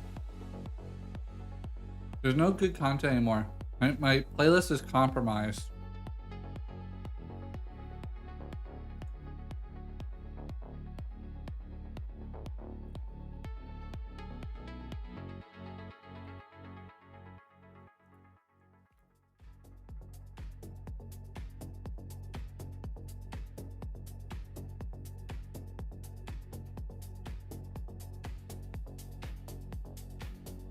Rip, they got a $20,000 bill.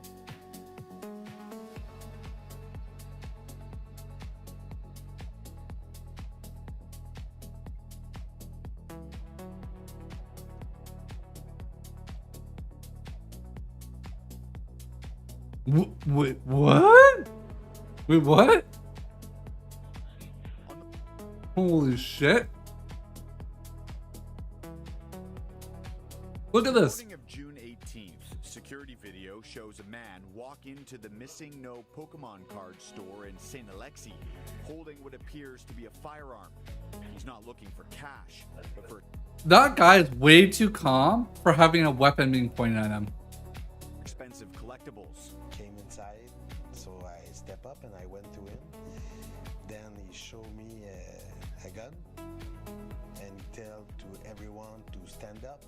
The store was full of customers, one a 10-year-old boy. They stand paralyzed while the robber fills a hockey bag with $30,000 worth of merchandise. On his Nice. way out the door, gun still in hand, he says thank you. But owners Jean-François Etu and Charles Bro Parizeau weren't going to let him get away easy. They burst out of the store with baseball bats, smashing the robber's taillights and Wait, what? This is where I live, boys. How fucking crazy is this in Quebec? Someone comes in with a gun. Maybe it's a fake gun. You don't do anything, but then when they leave, you decide to go out with a fucking baseball bat. What the fuck? passenger side window as he speeds away. We want to the police recognize the car. I mean, I understand that, but you could have also walked outside the door and taken two to the chest.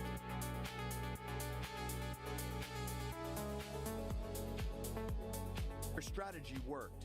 About 2 hours later, police arrested Danny El Awar. He's facing 3 charges Lol, he got wrecked. It even fucking worked. Oh my god. related to this robbery and several more charges related to a string of other robberies dating back to April. He already had the time to take the hockey bag with all the stuff that he stole to us and give them to another person. Okay. So we didn't get our stuff back. Customers at Missing No now have to buzz to get in. There's a button behind the till that unlocks the front door and extra security cameras covering every square inch of the store. That's not the answer at all. This is not the answer at all. The answer, the real answer there was to just get a good insurance policy. Who wants to go into a Pokemon collection thing that looks like this?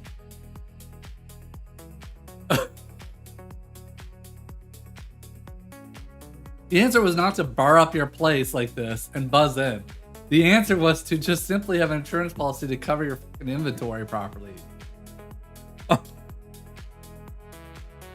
Fucking place. These bars were installed 2 years ago when the store first opened, as the value of Pokemon cards began to skyrocket. This Pikachu here, it's $4,000. The owners are telling their harrowing story as a warning to others in the industry. We're in 2026, so right now the game is like this. You have to take your responsibility and have protection for your customer. He says it was only 3 days after the robbery that he fully realized how dangerous a situation he'd been. Yeah. That's the video they uploaded. They put it left only. It's and I'm playing music too, sorry. Yeah. Here's the music off. Been in. That's me just playing their VOD. It's just that's how it is. Matt Gilmore, CTV News. Someone at CTV fucked up. Okay? Yep, that's a shame, right? Here, you want to watch some how much money did my indie game make? My game went into launch with 800 wish lists. In its first week, it outsold its wishlist count. Bro, If you this read is quiet. Holy mackerel.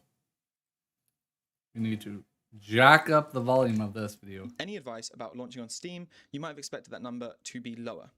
If you're a first-time developer planning your own release, you've probably already done the thing where you find a video like this and you compare their numbers against your own. I want to talk through my journey, the wish lists, where they came from, how many copies they sold, and looking back, what... Oh, that kind of looks nice. You know, I also realized that's a shame. I set up the compressor so that the desktop audio is never crazy loud and not blow people's ears out.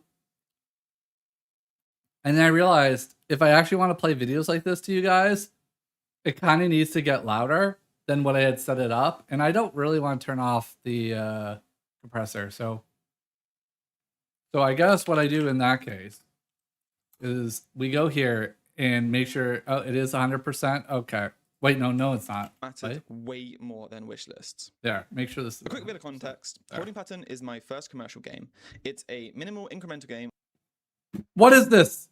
Ore Breaker Inspiration. Nope. I had never even seen this game up until this point. Where you protect your planet from waves of enemies who are trying to destroy you.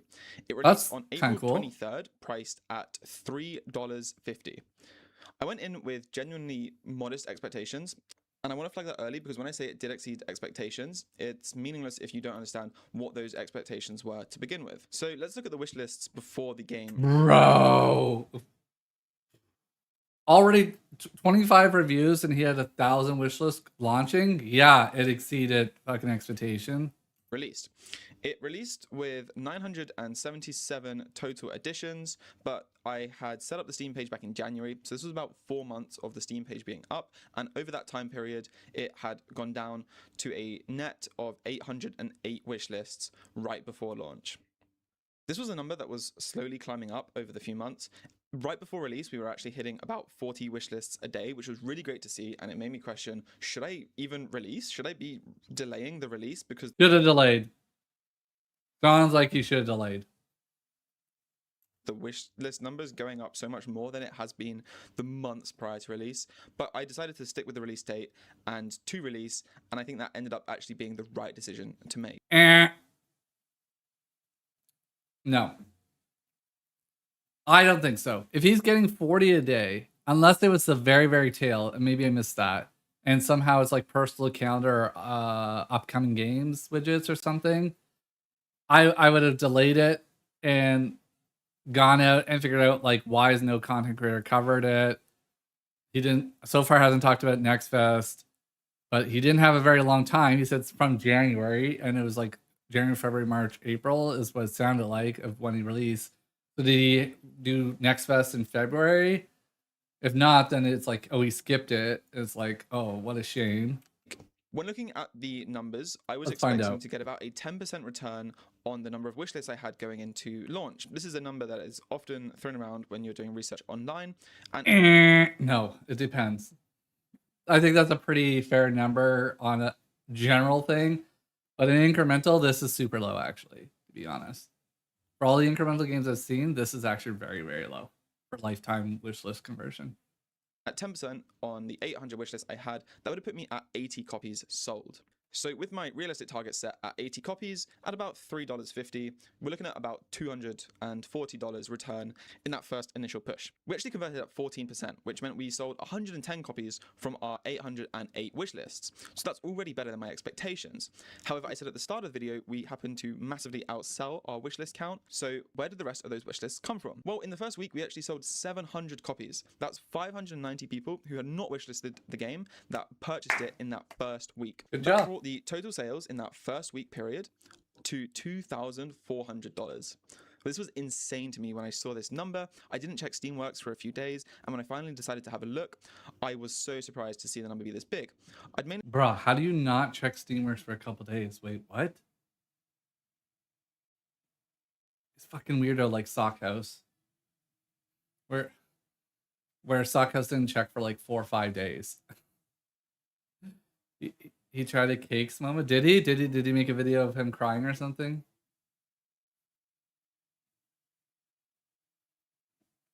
I think people do it because they don't.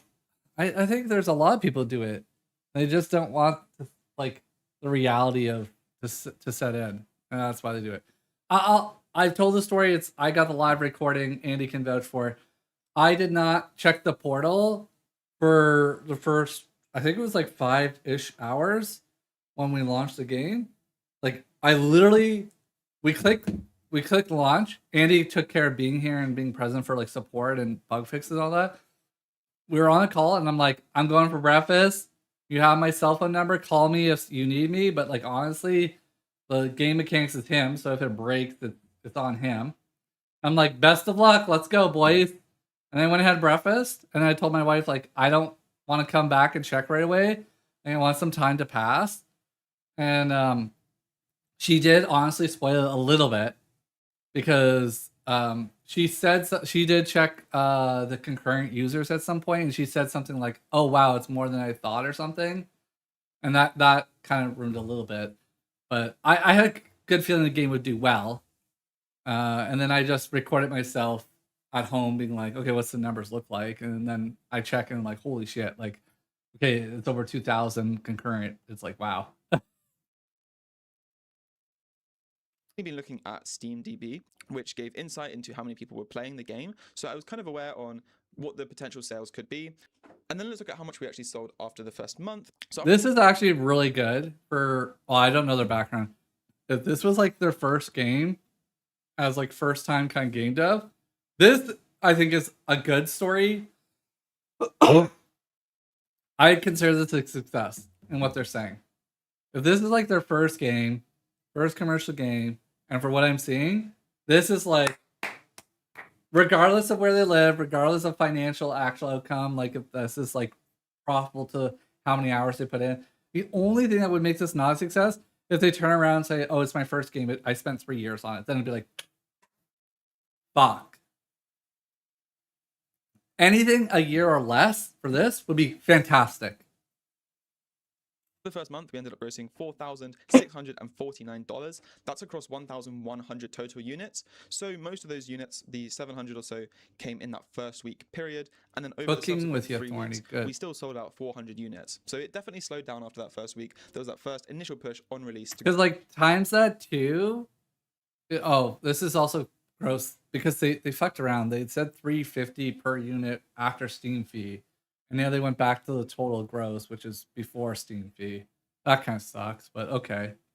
Go and buy the game, but then people kept trickling in, trying it out, and that helped boost the gross revenue up to this big number, which I was so happy with. What happens here is it begs the question of how did I sell more copies than I... No, it doesn't. Not for me. Like, you either called content creators or you're in discovery queue with those 10 reviews, and that's where you got the visibility. had wish lists. I think it comes down to market research. What involves- the fuck is this?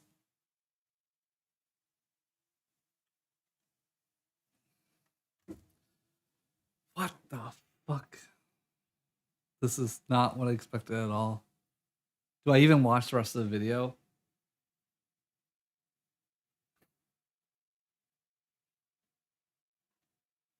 I don't even understand why we're talking about market research for the additional wish list. You got in Discovery Queue, or somebody covered the game, and that converted. Did it convert because of market research? Meh, not really. You can't say that your numbers are so low that you can't really point to it being like validated on like good game. Like if you were like Click and Conquer and you're sitting here saying, "Oh, I launched with 1,000, but I sold 50,000 copies," then I'd say like, okay, like kudos, you nailed the Discovery Queue visibility. But Codex removed the 5, bro. Good, because Nelix, I'm not gonna lie, I did some pretty crazy shit last night, and I was already down to 30% of the 1 week limit left. I had my first task where I could not get Soul Pro to like fully complete it in a reasonable amount of time. It ran for 10 hours on a goal, and it's gotten hella close. But yeah. What sort of games people are playing at the moment. I released a incremental game at a time where incremental games are booming, but more importantly than just the genre recognition was the price point. I set the price at $3.50. This is actually a lower price than I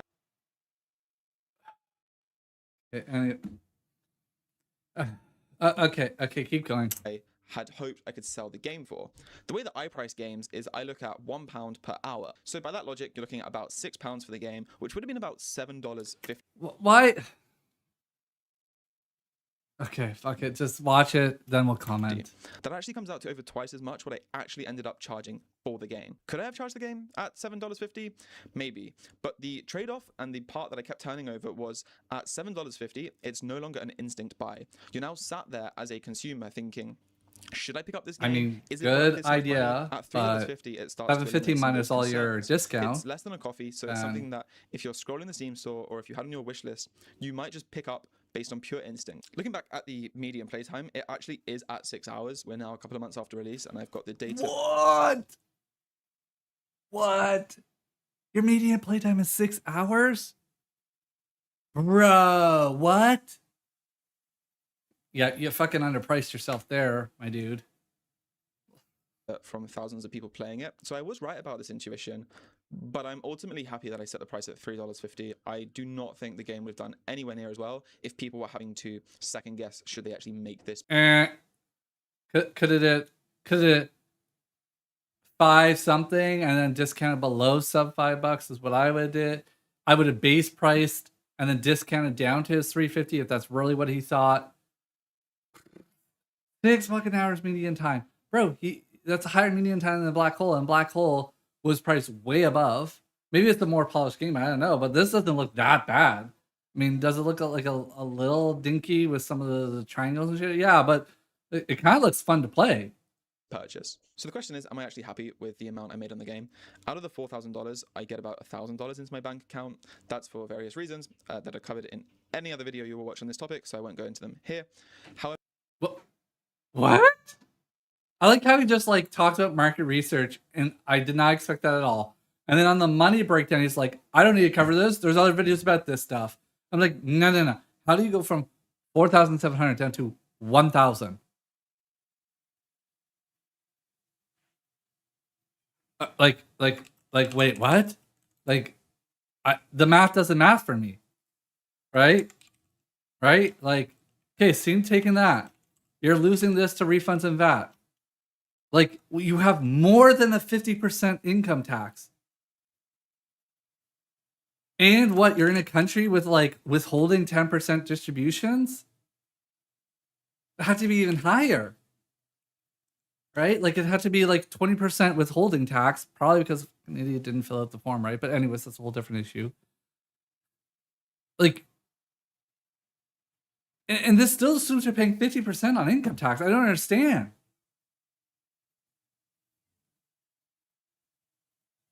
Like, what? What? Unless your approximate rough is like, oh well, it made 1,400, and I'll say that's approximately down, like rounding down, that's $1,000. Like, I don't know. This math not mathing to me. However, I am happy with the amount that I ended up receiving in that first month. It's not enough to be paying my bills, paying my rent. What it is $1,000 that I can put towards my next creative project.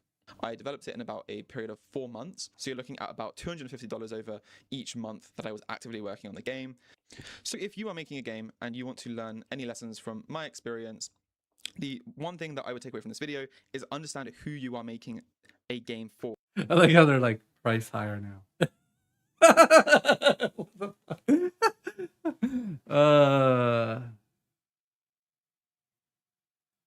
What are the other games that you are competing with? When your players are scrolling through that Steam page, looking at your genre of game, and they are seeing these big hitters, for me, that's games like Nodebuster, a game about feeding a black hole. What the fuck?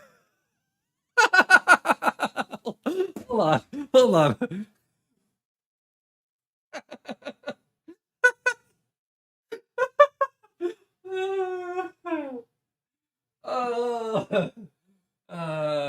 Of course this happens, of course.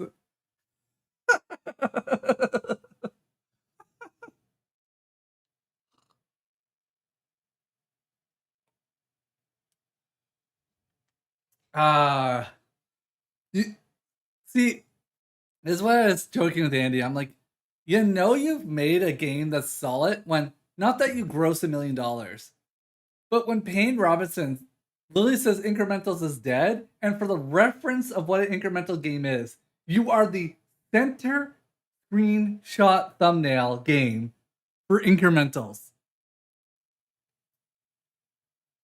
Wait, what?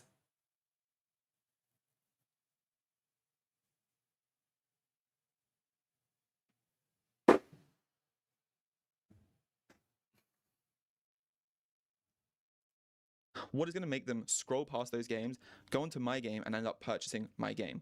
For me, that was the price. I had not hand-drawn many of the assets. Most of the assets were done through shader programming. I'm not a confident artist. I also hadn't made any bespoke soundtracks. I had... Whoa.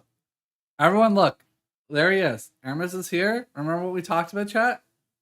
We talked about getting the pitchforks and demanding our content. You know, we looked up Scope Creeper today. No new episodes. Chat was getting their pitchforks ready. They said he's too busy on the yacht. He's too busy scrolling through the PJs, the private jets. Put in soundtracks from websites where I can get free music, free sound effects. All of that meant I had to sell on the gameplay and the price point because I couldn't sell on the visual design. I couldn't sell on the audio design. And I think this... Bro, Game of Feeding Black Hole. Andy did minimalist game design art. The original sound was not even a composer made sound. Some of the effects I think are like C0 fucking random. Some of the sound effects were splat whatever. Like I just don't buy it. I honestly don't buy that somehow working with talented people is going to, like, for the game stuff like this, is the make or break thing to a game. I don't even think it's like a multiplier. I think it's a capped multiplier at most. Like, it's like a 1.3x on your game of whatever the game would do without it. This last bullet point is really interesting. What is the difference between a positive review and a negative one? If someone is purchasing your game, when they are making that review, they have things like the price point in the back of their mind. If they think that they have overpaid for your game, they will go into your review section, they will leave a negative review and say, this is a great game, but it's too expensive. Downvote. And that is going to hurt your brand so much. It's going to hurt your... Bro, we just ignore those. I literally don't even look at those. Just people gonna be hating. People gonna be hating. No matter how cheap you make the game, there's always gonna be someone who says the game's not worth it. Hurt your reputation. It's going to hurt your game's reputation. As for what's next, I've already started working on a new game. It's called Gumbo 8. There's a free playtest on itch. I need feedback, so please check it out. Please join the Discord. Come chat to me. I think this looks worse than the game he had just did. What game did he do? I don't know, but it looked actually kind of cool. It was this game. It was like kind of like a game about feeding a black hole, but you defend and save your planet from shit coming at you. But there was nice things in here, nice numbers, nice effects, particles, and like little zappy effects. Like kind of actually looked pretty interesting, to be honest. Where was it? Right here. This kind of looked interesting. They will leave a negative review and say, this is a great game, but it's too expensive. Downvote. And that is going to hurt your brand so much. It's going to hurt your reputation. Like, oh my God, look at this. I think the only cheeky thing is just the triangles, but even that I think you could make work. As for what's next, I've already started working on a new game. It's called Gumbo 8. There's a free playtest on itch. Yeah, this compared to this actually looks like a downgrade. This looks like a Game Jam game to me compared to the other game you just showed me. But that's just me. Feedback, so please check it out. Please join the Discord. Come chat to me. I mean, it's an 8-bit game though. That's why. A collaborative process where I'm working with playtesters to help make the game as fun as possible. If you haven't heard of Gumbo 8, it's a naval bullet heaven. You are controlling a warship around an ocean. You have these 8 weapon slots which you're customizing with loads of different weapons, loads of different builds, synergies, combos. It has so much depth. It's really fun. Please check it out. I don't think it's necessarily a bad idea itself. I just think going 8-bit is going to be even harder to get people to necessarily cover the game because visually it's not going to look as appealing, I think. If you enjoyed this video, please subscribe to the channel. My next video is more like Gunboat 0. Oh my goodness. At 2 months. If you enjoyed this video, please subscribe to the channel. My next video is going to be the... Did I do that? Did I accidentally pause and rewind, or did that just not get edited properly? Combos. It has so much depth. It's really fun. Please check it out. If you enjoyed this video, please subscribe to the channel. My next video is going to be about my 2-month period. We're actually sat at 2 months. Oh, if you enjoyed this video, please subscribe to the channel. My next video is going to be the 2-month figures. We are actually currently sat 2 months after release, and I can tell you now that the total amount of money I made in that first month has more than doubled in the second month of the game. That is not something that most games will do. It's really interesting, so I'm going to make a video covering how that has happened, why that has happened. More than doubled in his second month. Like, good for him. I mean, I thought the game underperformed its first month when I saw this. I was like, oh, this doesn't look actually that bad. Like, it does look like a little bit of gimmick of an incremental game. But I was like, it looks like a lot better than some other incremental games I've seen. And it just depends on how fun it is playing. Did they release any other stuff, or was that it? This was this good capsule thumbnail, good title. Like, oh, it's called Holding Pattern, by the way.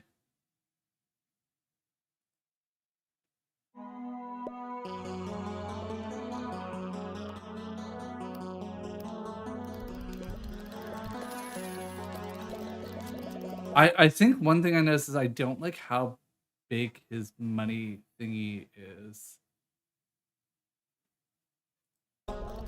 And it looks that font makes the game look, I don't know what it is, cheap or not professional or something.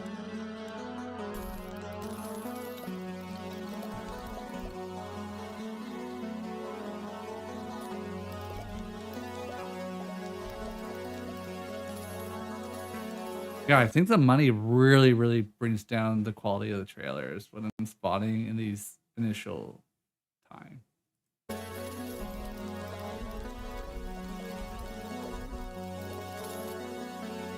And I think this trailer should have no text, no font. Capsule theme is very pain inspired. Good. All right, what was it called again? Holding something pattern. There we go. Okay, like what's Gamma says 2,000 copies. So 10K already. Okay, 8.9 we'll say is this median. So he's doing great as a first. Well, okay, I don't know actually. Let's just go look that up right now before I keep saying it. Yeah, as a first game published, this did fantastic for him. Or them. I think it's a he there. Lots of Norway people. Did he must have got cut. Is he from Norway? Maybe they were in like the Norway festival or something. Because I've never seen this before on a game, by the way. I've never seen this. I've never seen Norway leading in it is Norway, right? How did I know it was Norway? Did I hover and said it? Is that not the Norway flag? Why did I say Norway? Wait, what? Did I just throw that out there? It is. Huh. Interesting. Okay, we need the music, boys. I can't do this. I need the music. We need.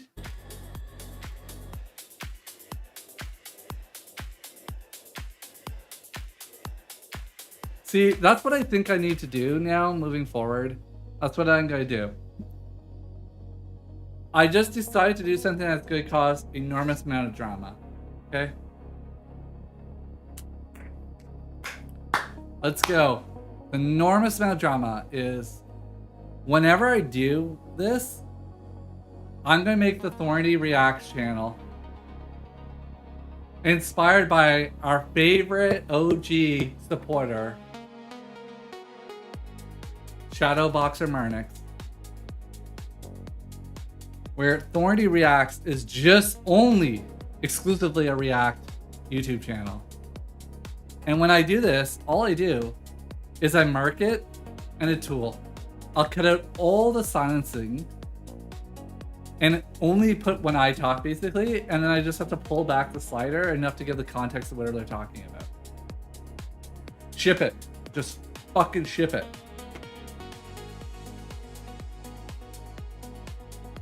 Full speed, 100%.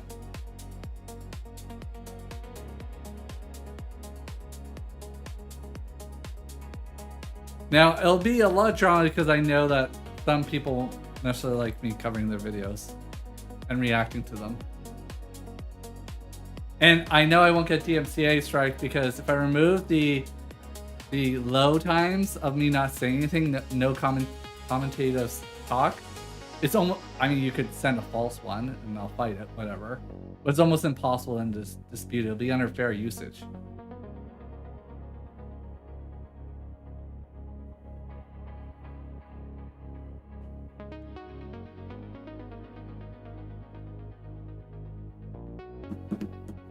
You heard it here. That's what it is.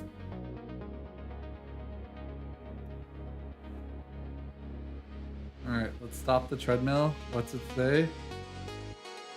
Okay, cool. Nice. Turn it off. I like how I said this and then chat just stopped talking. Chat realized how bad of an idea this is. Chat, oh my god. They're like, get the popcorn. They're all busy popping the popcorn now.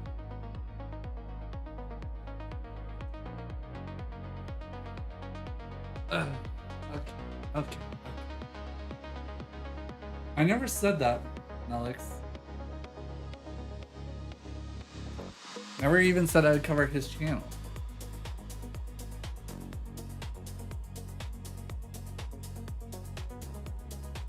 I'm vibe coding something? No, then it's coding for you. You know I love you. Always people with love here, right? The Thorny cult, it grows. Brainoid, why did you stop this, by the way? Seriously.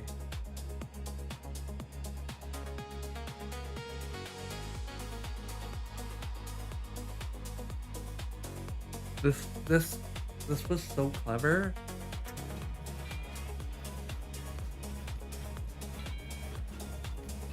It's like just enough to be silly dumb. Okay, this I don't know about, whatever this screen is.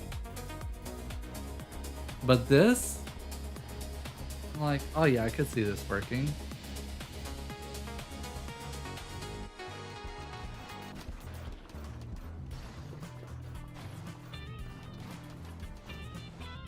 It's alright, more for me to do.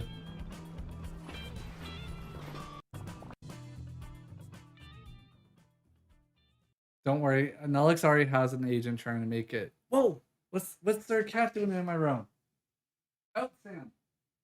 Oh, oh, oh, oh. Let's go. Let's go. Whoa, no.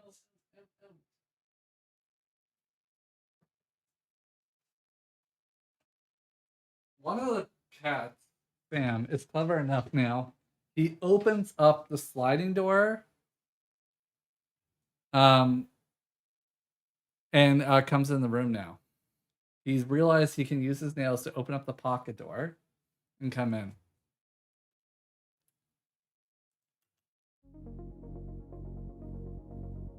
Or scared to react still?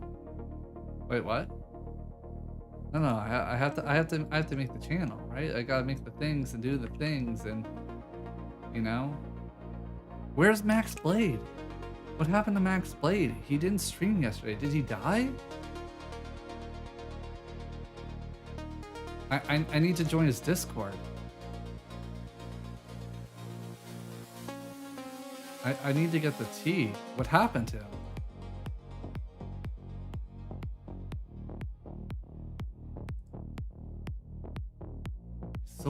His soul belongs to GPT Soul? Oh my goodness, you're right.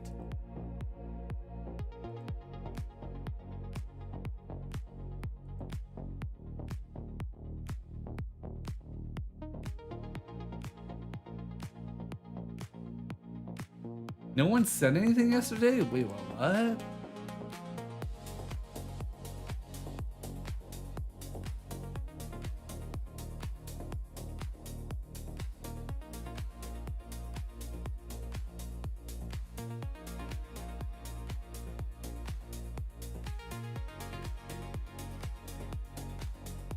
I just want to know, where did he go? Where did he go?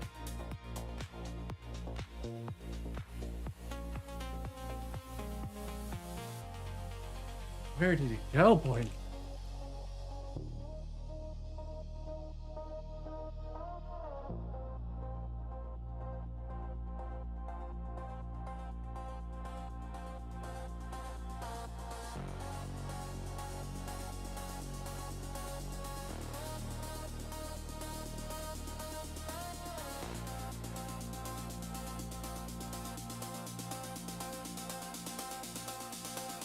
He was just locked in? Wait, what? Wait, what? I'm confused. I'm so confused. What did I miss? And it was, doesn't matter. He's just dead to us now.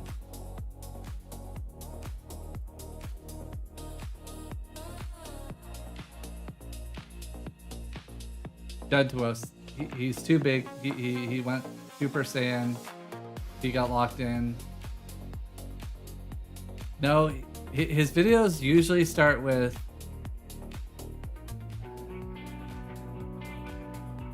it's gonna be too long. It usually starts with, we stream every day live here on YouTube until we buy my family a house, and his super hype voice and everything. So I was very shocked that he didn't stream yesterday. I was like, oh, what happened? See, he had the thorny moment, but he didn't take psychedelics. That was the issue. Fuck, he fucked up, boys.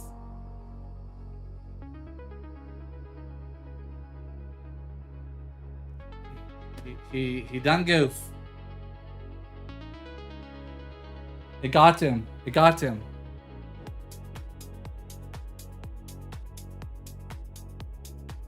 Are you taking his title too literally? Wait, what? What? What title? I don't even know what we're doing anymore. All right, we got things to do, boys. We gotta lock in. Get the water. Water is key to lock in, right? We got the heart pumping.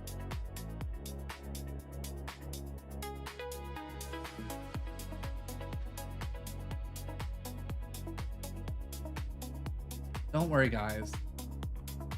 I'm beyond that. There, I can't inject. What do you mean inject gold? I already got gold in the vein. Okay, I don't need to inject gold if there's already gold in there.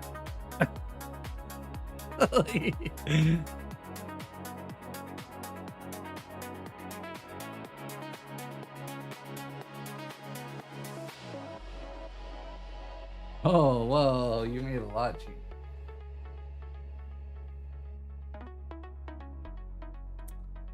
Oh,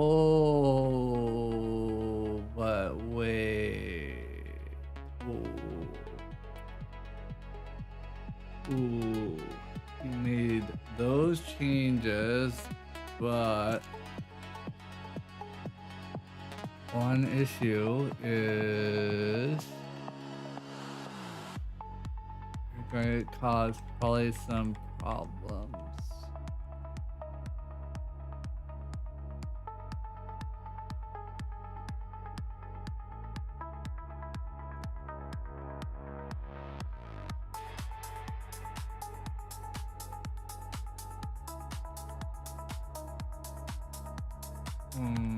Okay, that's gonna be some defensive stuff.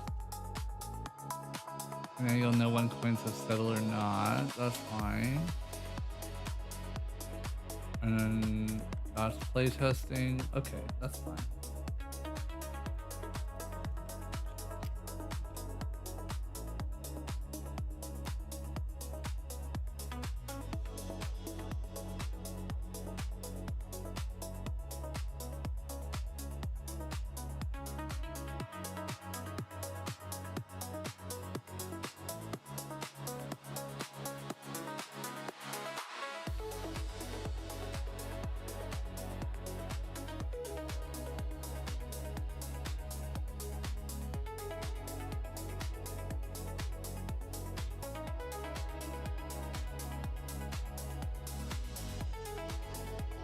If they're injecting gold gives you power?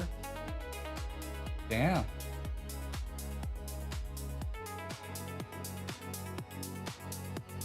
That seems like the smart thing to do, right, boys? Everyone's telling Thorny he should be doing that.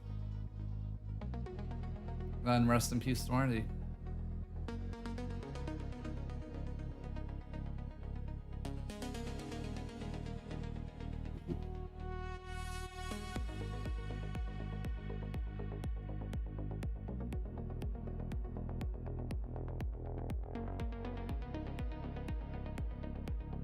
Where's our Amazon package? How soon can I set up the camera? Alright. Tell me this. Why isn't this loaded?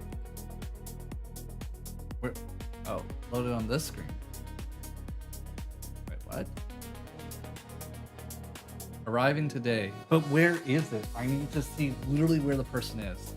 Track that shit down, please. I got no time.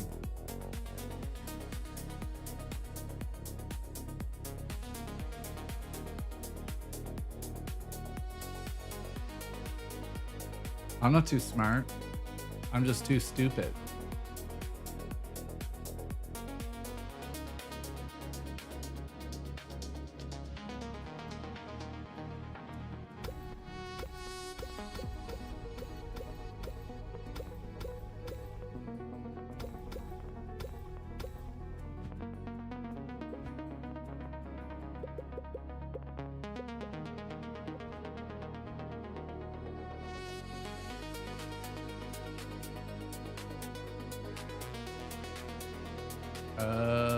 See, I changed this. You can't. It's alright. Thomas doesn't. I mean, you can still jump there. But now, you still can, technically, on some weird spots, which I could tell him about. Like, I think it's one of the edging. I think it's a. What is it? Corners? No.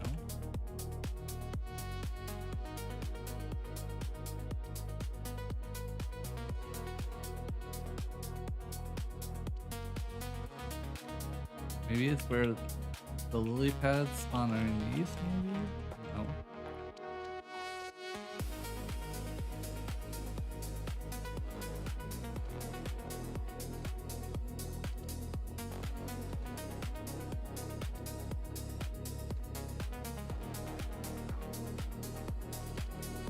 Listen, David Kelly's here now. They approve of everything we've been doing. They told me just how great of a success we are in life, and how I don't know why this box got so yellow. I think one of the things got fucked up. Whatever, it's a Thomas problem.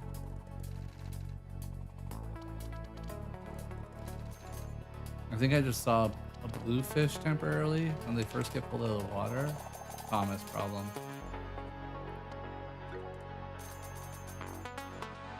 Everything's just a Thomas problem, right?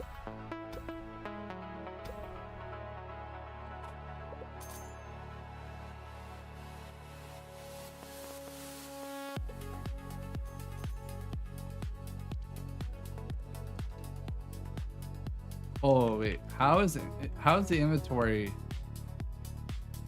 Oh right.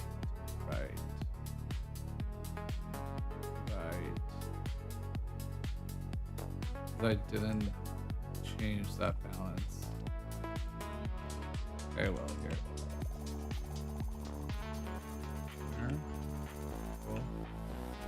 I go here, I go reset.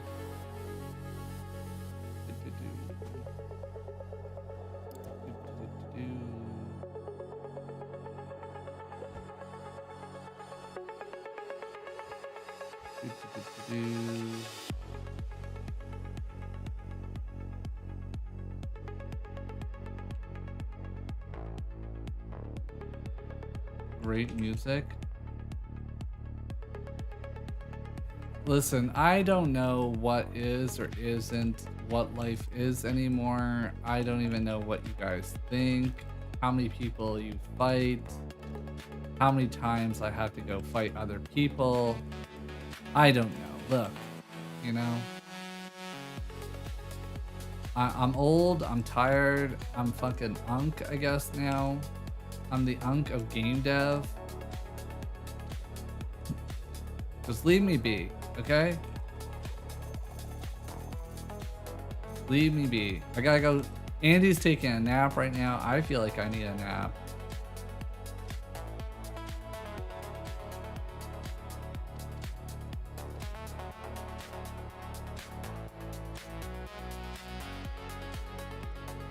Okay, I need to change it so that the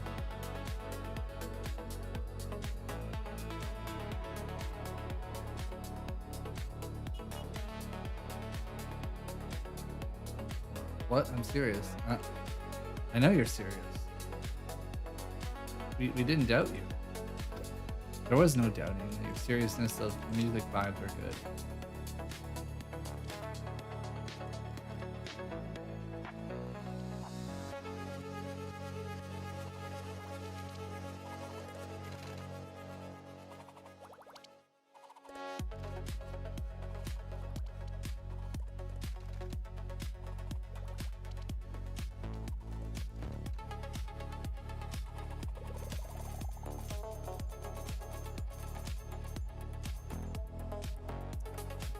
Exit here.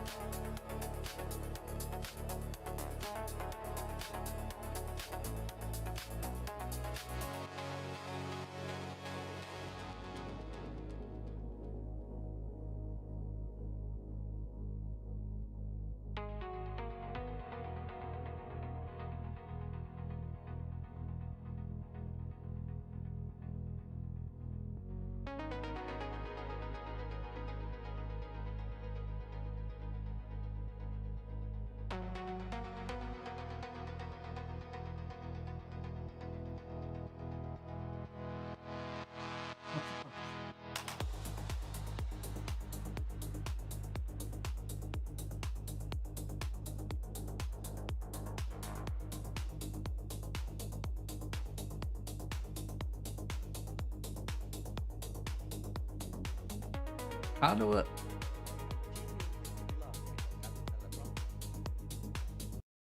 But let's be honest, it's not perfect. I've found a few quirks that can be a bit frustrating. So I fired up my 3D printer Yes. and designed a few solutions to fix them. First up, let's talk about mounting this to a tripod. The Elgato prompter has two tripod threads, but frankly, neither is ideally placed. If you use one of the threads to attach your quick release plate, you'll find that the plate's lock mechanisms get blocked by the teleprompter's L bracket. They even show this configuration in the official manual. The other thread is obstructed by the actual body of the prompter, depending on your plate. Sure, you can attach the plate sideways, but it just makes the whole setup feel a bit awkward and less stable than it could be. My solution? I 3D printed a quick release plate extender. Joints the teleprompter just enough to give that lock mechanism full clearance. Problem solved. That's fucking smart. Next, connecting your phone. The standard way involves attaching a third-party phone holder to the provided L bracket. The main issue here is that you're then usually stuck using the universal shroud backplate. It can be a real hassle to get your phone in and out every single time. And believe me, I've nearly lost my phone behind that shroud more than once. So I designed a two-piece MagSafe mounting system. First, there's a custom backplate that attaches directly to the teleprompter. This new Wait, backplate is what? a game changer because it features two distinct slots, allowing you to record in both traditional horizontal and crucially vertical video formats.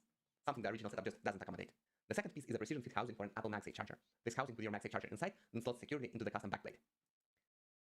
What the fuck? My dude, you're on crack that you designed this. The connection is both smart and secure. Magnets in the ears provide an easy snap-on alignment, while the phone's weight is fully supported by the interlocking physical design of the ears and the What backplate the- slot. This makes it incredibly stable, and your phone isn't going anywhere. A fantastic added bonus of this system is that it frees up my phone's Type-C port, so I can now easily use my external Type-C microphone while the phone is mounted and charging. This last print isn't a direct teleprompter upgrade, but it's a fantastic quality of life improvement for the studio. It's a custom mount for my Vazio charger. It's designed with 5 different size clamps, so it can attach securely to various tripod-like diameters. This keeps my phone and studio lights powered without cables dangling everywhere. I also added a handy slot to hold my Rode wireless mic receiver. This is great because when I'm using a wired connection from the receiver to my phone, I have a dedicated spot to keep the receiver secure and out of the way. Hopefully, these little fixes have given you some Oh, inspiration that's for your even own 3D smart project. too. Because then you get a portable one. Okay.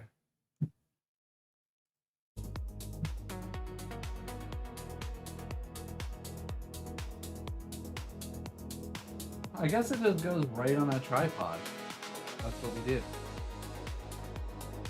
I mean, I guess I don't even need this. But did I just buy the wrong cable, boys? Because the problem is I bought a USB-C cable for this camera, but maybe I should be using the teleprompter over there regardless. And then what do I need?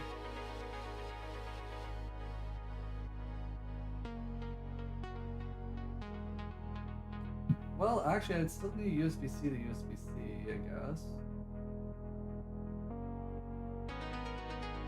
'Cause I think it takes USB-C. And this goes to USB, probably just to get around most people behind the port.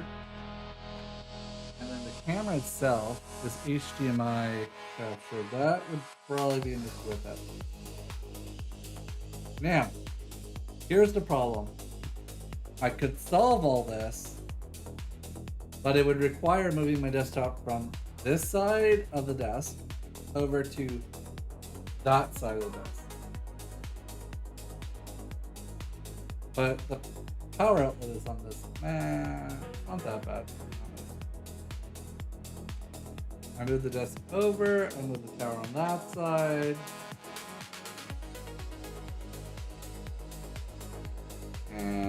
Not the end of the world.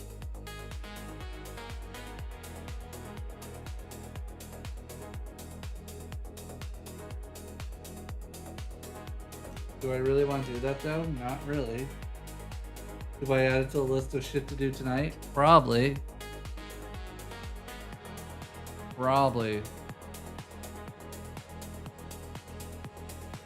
Wait, they made this? This is actually what I was Hello. looking for. Good morning. Wait. You did this? Oh my goodness. Really? Custom bracket cable management allows you to for monitor arms, and you can get monitor arms for changeable system depending on what you want to use. So this bracket right now is using the tray. It's in there underneath your prompter. So if you want to just write up some quick notes and be able to reference them without having to like look down at your phone or look the prompt. Show me. Outside to do. And then you tighten it, and then at any point, Let me see it. No, I don't have time for that. Where's just the kit? Where's the print? I think this is what I'm looking for. No, I don't want to buy from you. Just do you only sell it? Are you kidding me? Do you only literally sell it? Ah, this mother. Yeah. That's gonna have to be a Jippity goal. That's just gonna have to be a Jippity goal to just go build this for me then.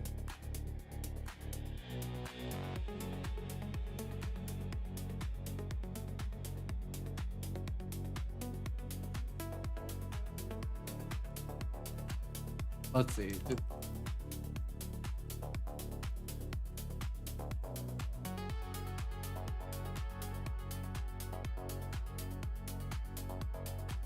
Printable. Here you go. No, these are all for that.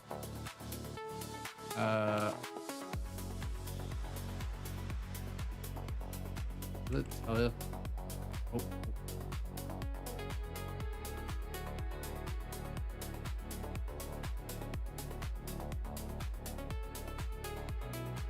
What is this? Oh, that fits that inside of that? Oh, it's a little baby one. A little baby, guys.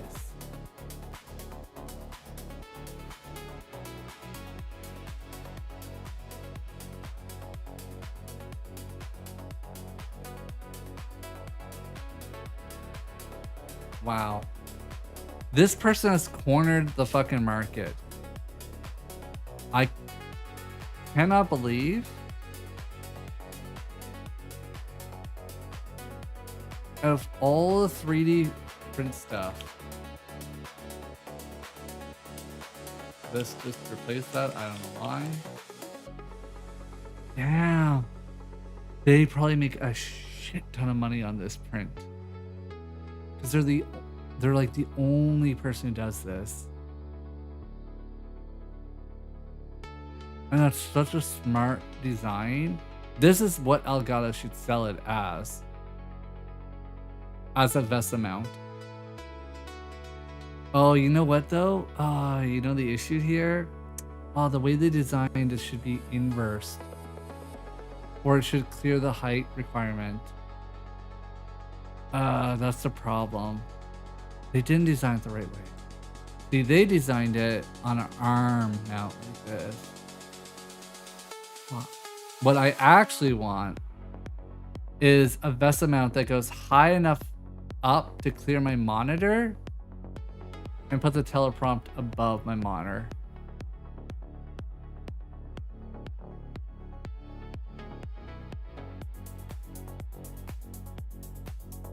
Yeah, this is just attachment onto the arm.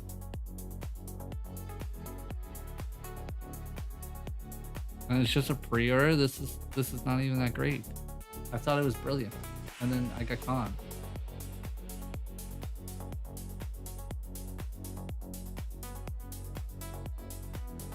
It's all right. I'll go to tripod.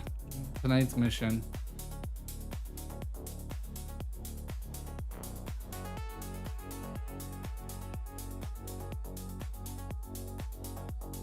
Clever that they've kind of cornered out this market, though. In my opinion, that is pretty clever.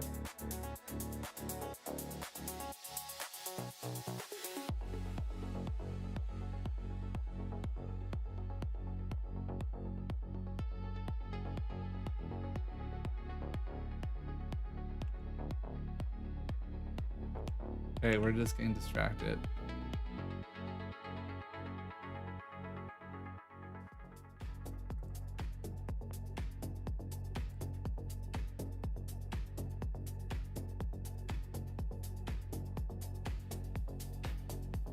Boys, you know what I'm gonna eat after this?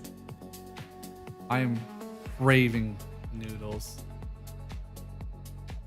Like that unhealthy garbage stuff. The Mr. Noodles, if you've ever had. These things. No, fuck the no one suggests the cups. The cups are garbage. The cups are just garbage. But these, oh my goodness.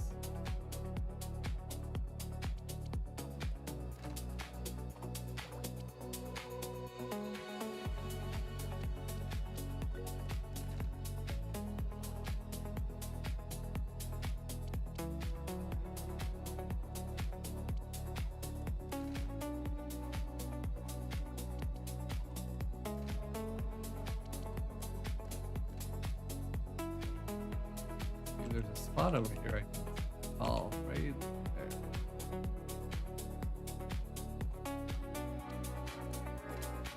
There's that stupid trumpet sound. And then do the drones follow me? They do follow me.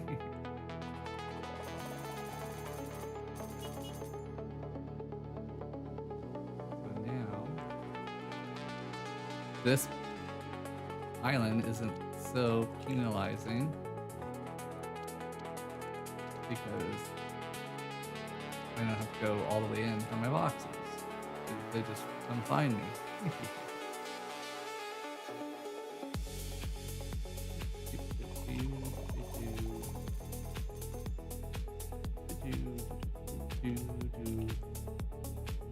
Oh, I meant to tell you guys, I last night played, what is that called?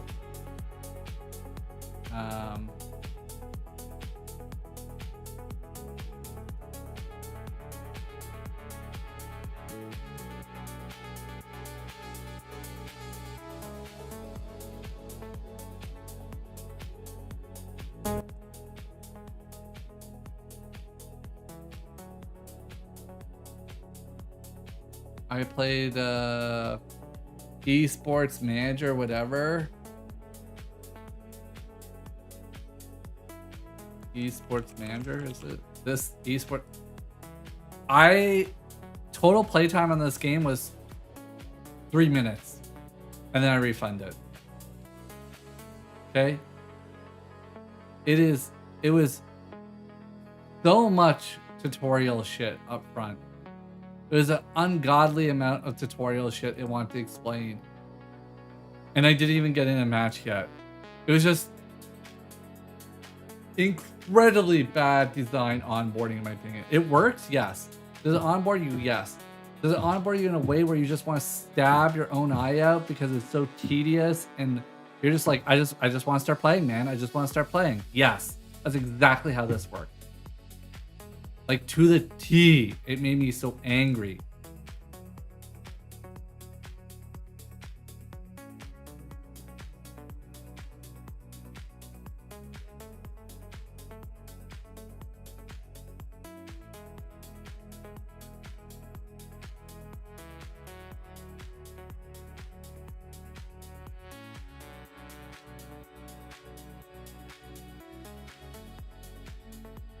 The other thing that pissed me off is this.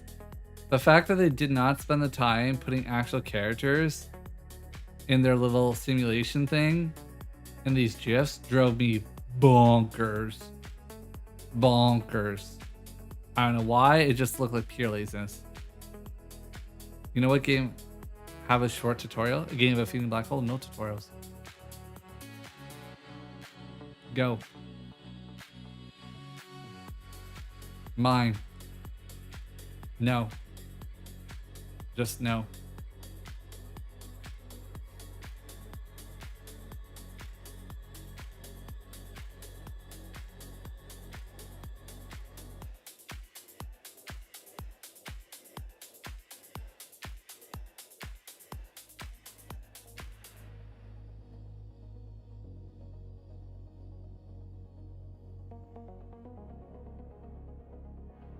I made this game?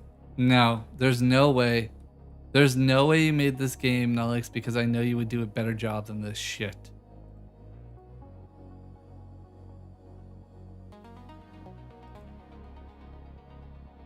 Like, don't get me wrong, there are some things that are good about it. Like, They do have good nudging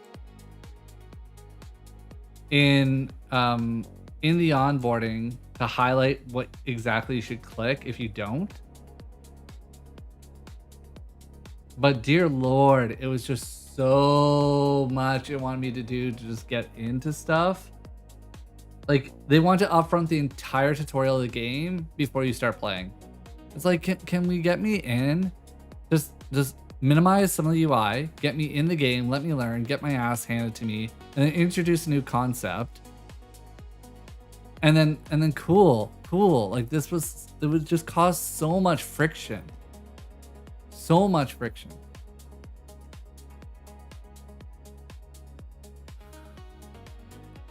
Boys, I got some big news when I get back from GodotCon. I'm not ready to talk about it, but big news. Okay?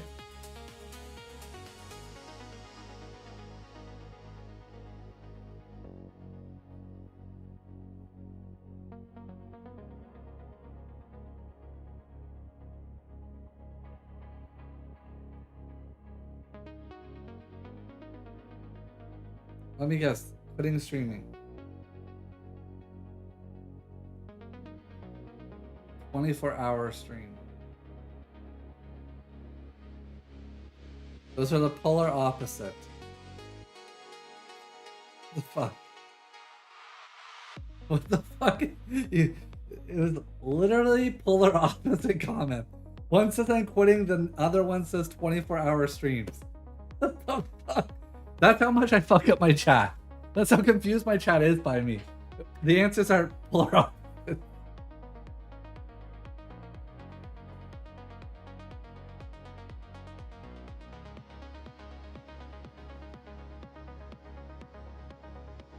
I have to go to I have to go to Japan for that. I don't want to go to Japan. That's too far.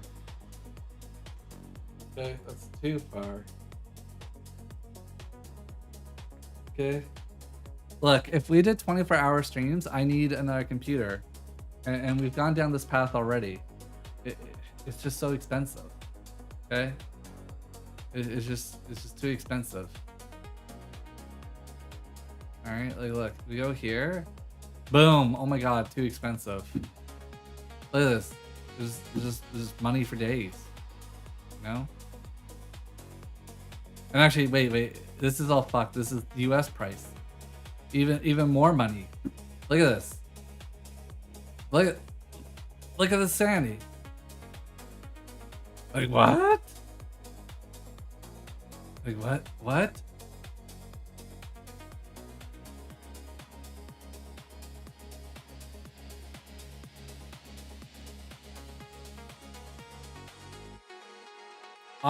I can't even convince myself to pay this for RAM. This is just fucking stupid.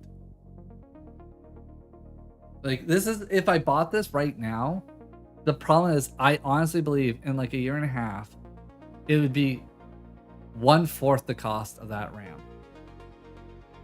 Which is fucking stupid. Why? Because it means for the cost that I pay for the RAM will be the cost of the entire computer.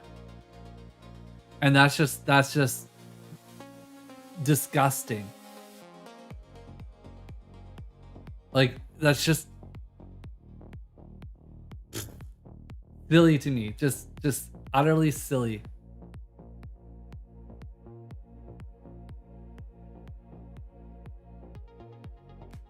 Let's be real. Most people 64 gig never use more than. I mean, I'm using I think half right now. To be entirely fair. Like on your comment. 28 gigs out of 64. So, and the stream is here, right?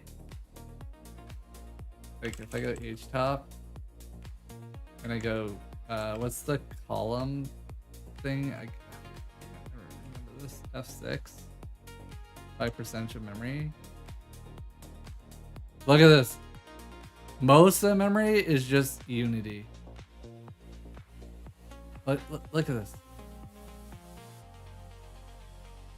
Look at this. Oh wait, I don't have the trees. How do I do the stupid fucking tree? F5. There. Hold on. That's a non-tree thing, so it's gonna not be correct. All right. So tree sort by F6 by memory. Okay. So Godot. Wait, what happened to the Unity thing? Wait, what? Where? The process of this didn't fucking disappear, bro.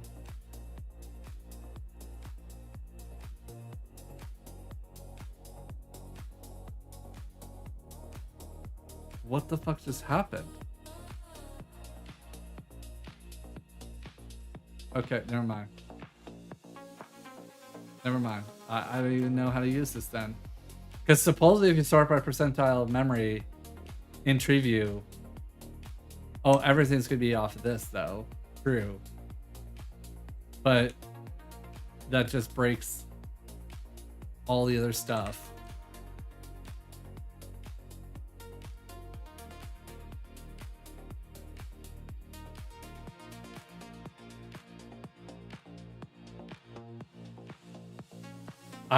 You know what? Anyways, it doesn't even matter what's using it. 28 gigs. There you go. There you go.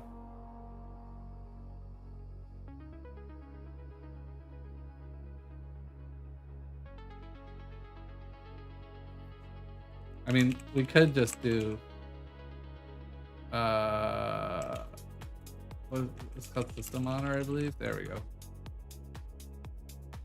Here, flashbang you. Jesus Christ, that's bright. Processes, there. Memory. Here you go. There you go. Unity. Heating up 2.9 gigs. Okay, is there a dark mode in preference? No, this isn't great. This isn't going to have that stuff. No. Just get wrecked. Okay, there. So, okay, if OBS wasn't on this computer, that'd free up like 1.5 gigs. Okay. Everything else is pretty much gonna stay. Except maybe stream controller maybe changes, like. So then, okay, here we'll just do it for you, okay? Let's say 32. Okay.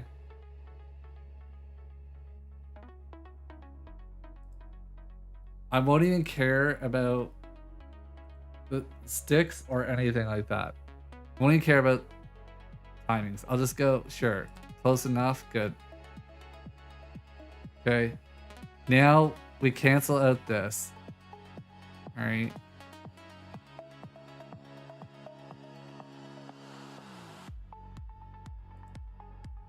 And I just go,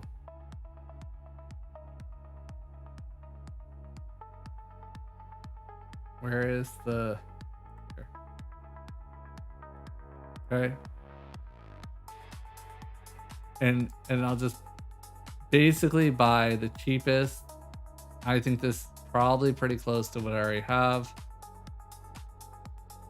No, it's not. Let's just say this, okay?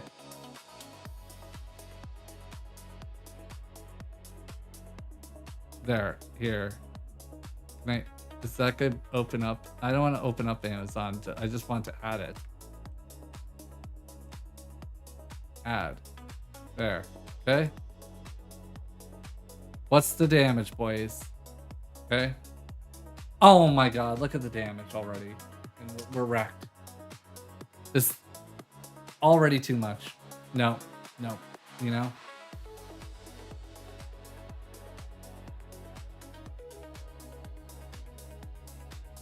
What do you mean borrow SSD for extra memory? You can do that. It is very easy to do.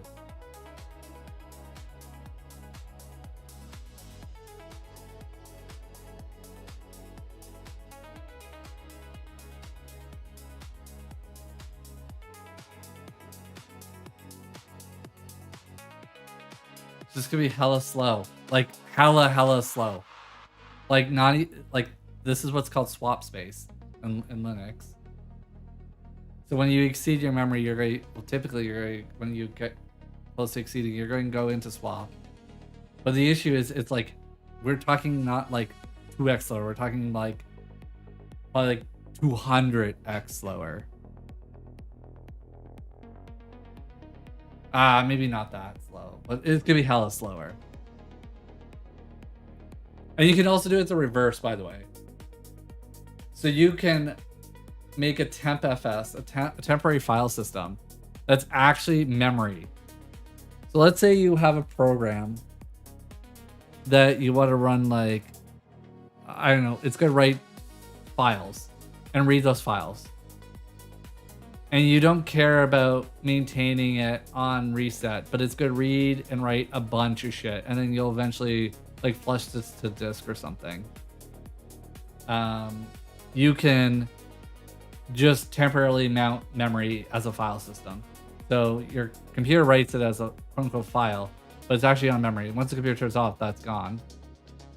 So on enterprise companies, you do this typically for like file configuration stuff.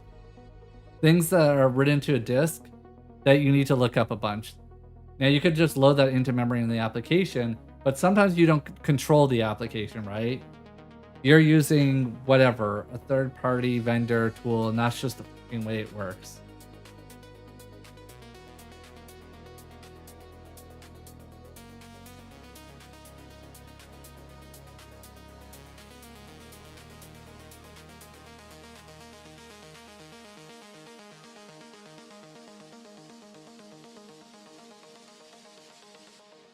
It's just too many things are expensive right now, guys. Look, then I gotta get storage, right? And it's like, rip more money, rip more money. You know, it's just more money.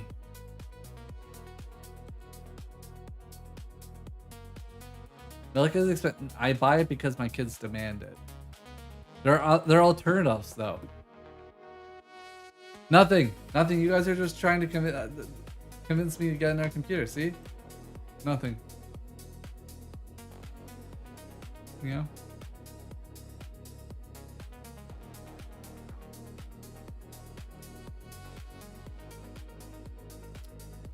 Look, I can't do it anymore.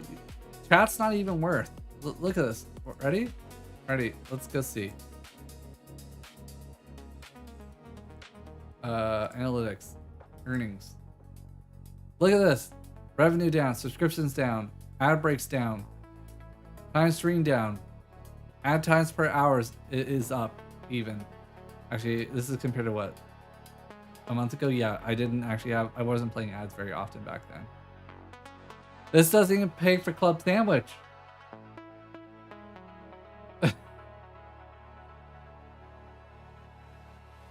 Which is going downhill generally. Yeah, AI's replaced it. It's useless, you know?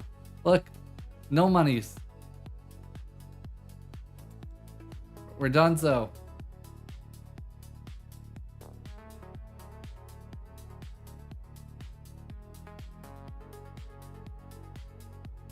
Kick stream, eh? How am I supposed to stream to Kick when the tool I use barely can do YouTube and Twitch?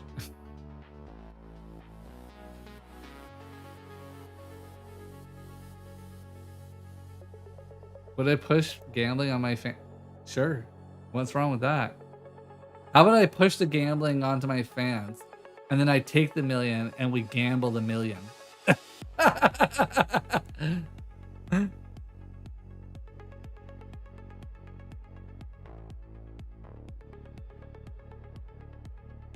Well, is there even a banner takeover right now? No, eh?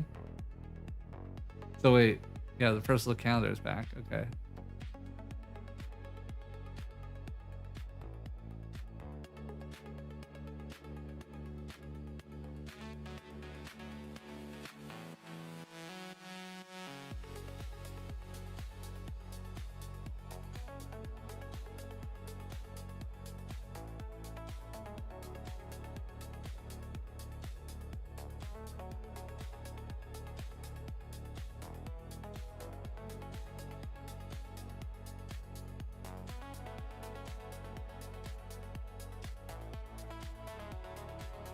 fuck is Cat Isle? Oh, an idle cat game or something?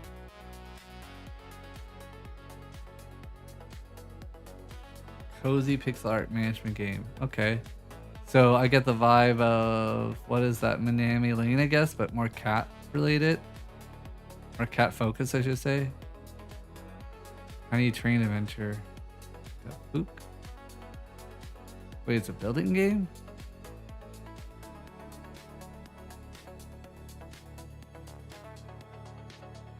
Interest. Not what I expected.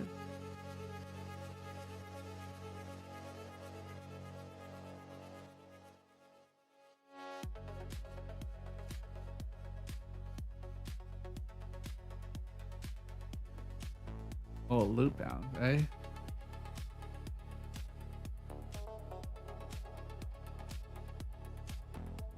Hey, look, Marketing 98. There's a Nelix inspired game.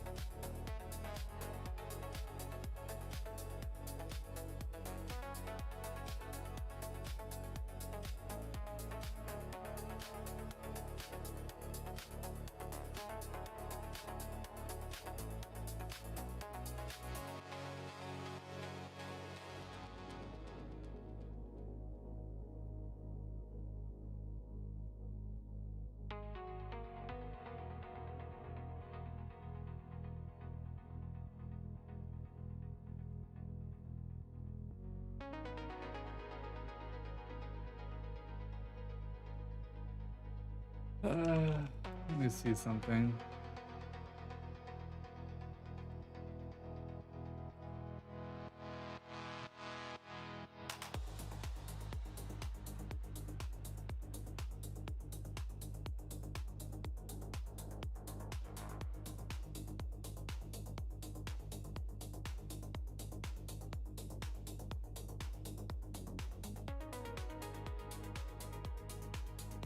Oh.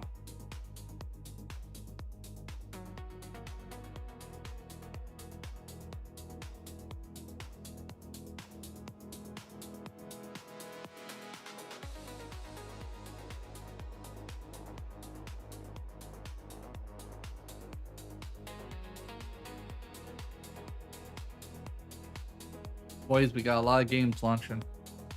A lot of games launching, a lot of games launching on the stage.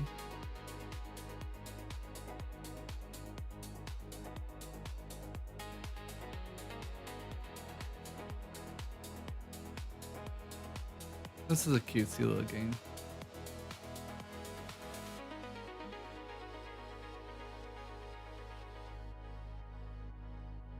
Look, Feed the AI is launching.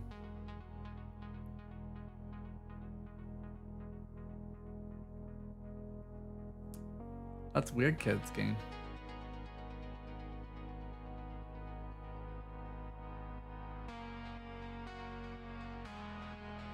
Oh, smashing bottles. I know the dev of this.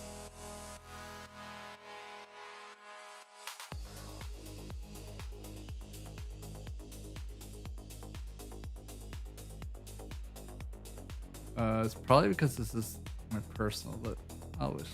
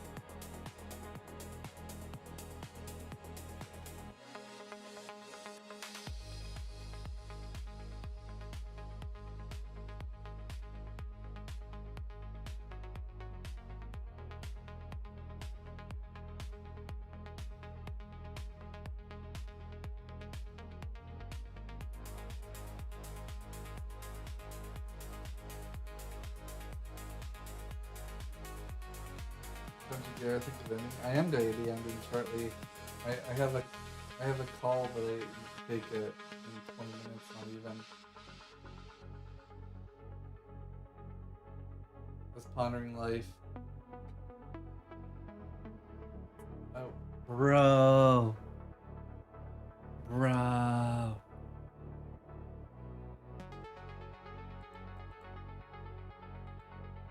Happens to the best of us, you know?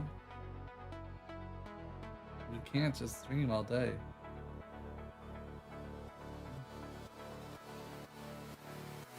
Stream all day, I would need a second computer. This guy doesn't even beg for subs to stay online. No, we don't. Don't give me fucking subs. It's that simple. We don't want your subs.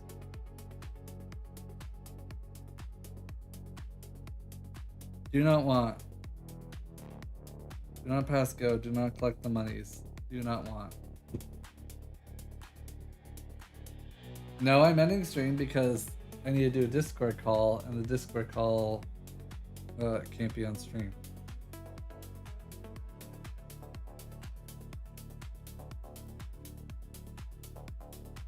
And I am way too scared to not mute the call and stuff accidentally.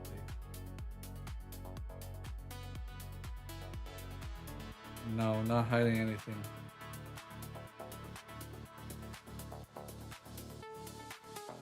It's my peak group. My peak group, boys. They're coming to min-max our strats for the competitive peak championship.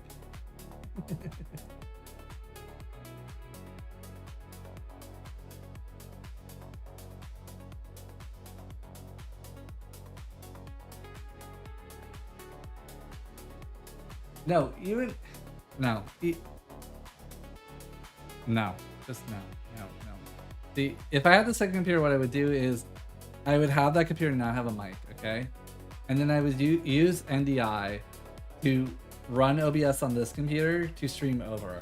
Therefore, when I close OBS on this computer, the other computer that's streaming would have zero mic.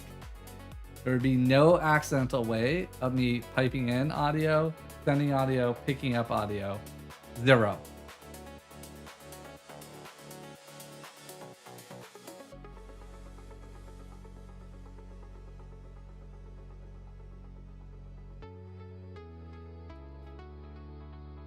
It's not just about me, it's about the fear that accidentally someone joins a call and says something that they shouldn't say, or think I'm not online, or they don't want other people to know. There you go. It's gonna be dark and cold Sunday without your stream. I was here on Sunday, what do you mean? We completed it. And now we're going to go, okay? Isn't D-Boy on? Right? That's where we could send you guys. What? Where's D-Boy? What? What? What?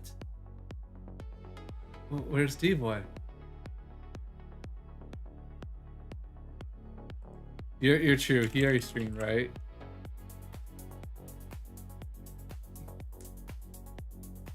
$11 hours ago?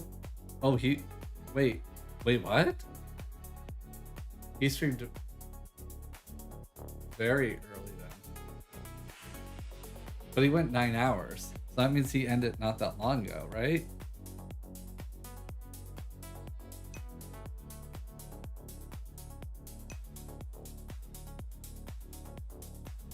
Yeah, would have been like what? 2 hours ago he ended. It's alright, you don't always need me. Fine. Alright, it's time to go. Later. Bye.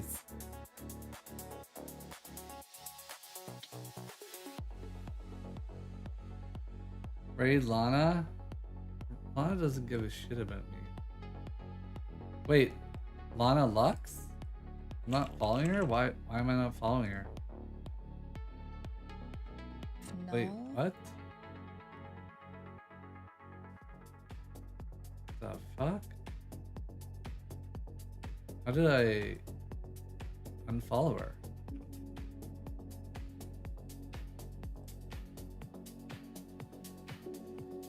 Interesting. Okay. They're working on a new game or something? Because this doesn't look like the original. Did they ship their string game? She doesn't need my views. Look at her. Okay, bye.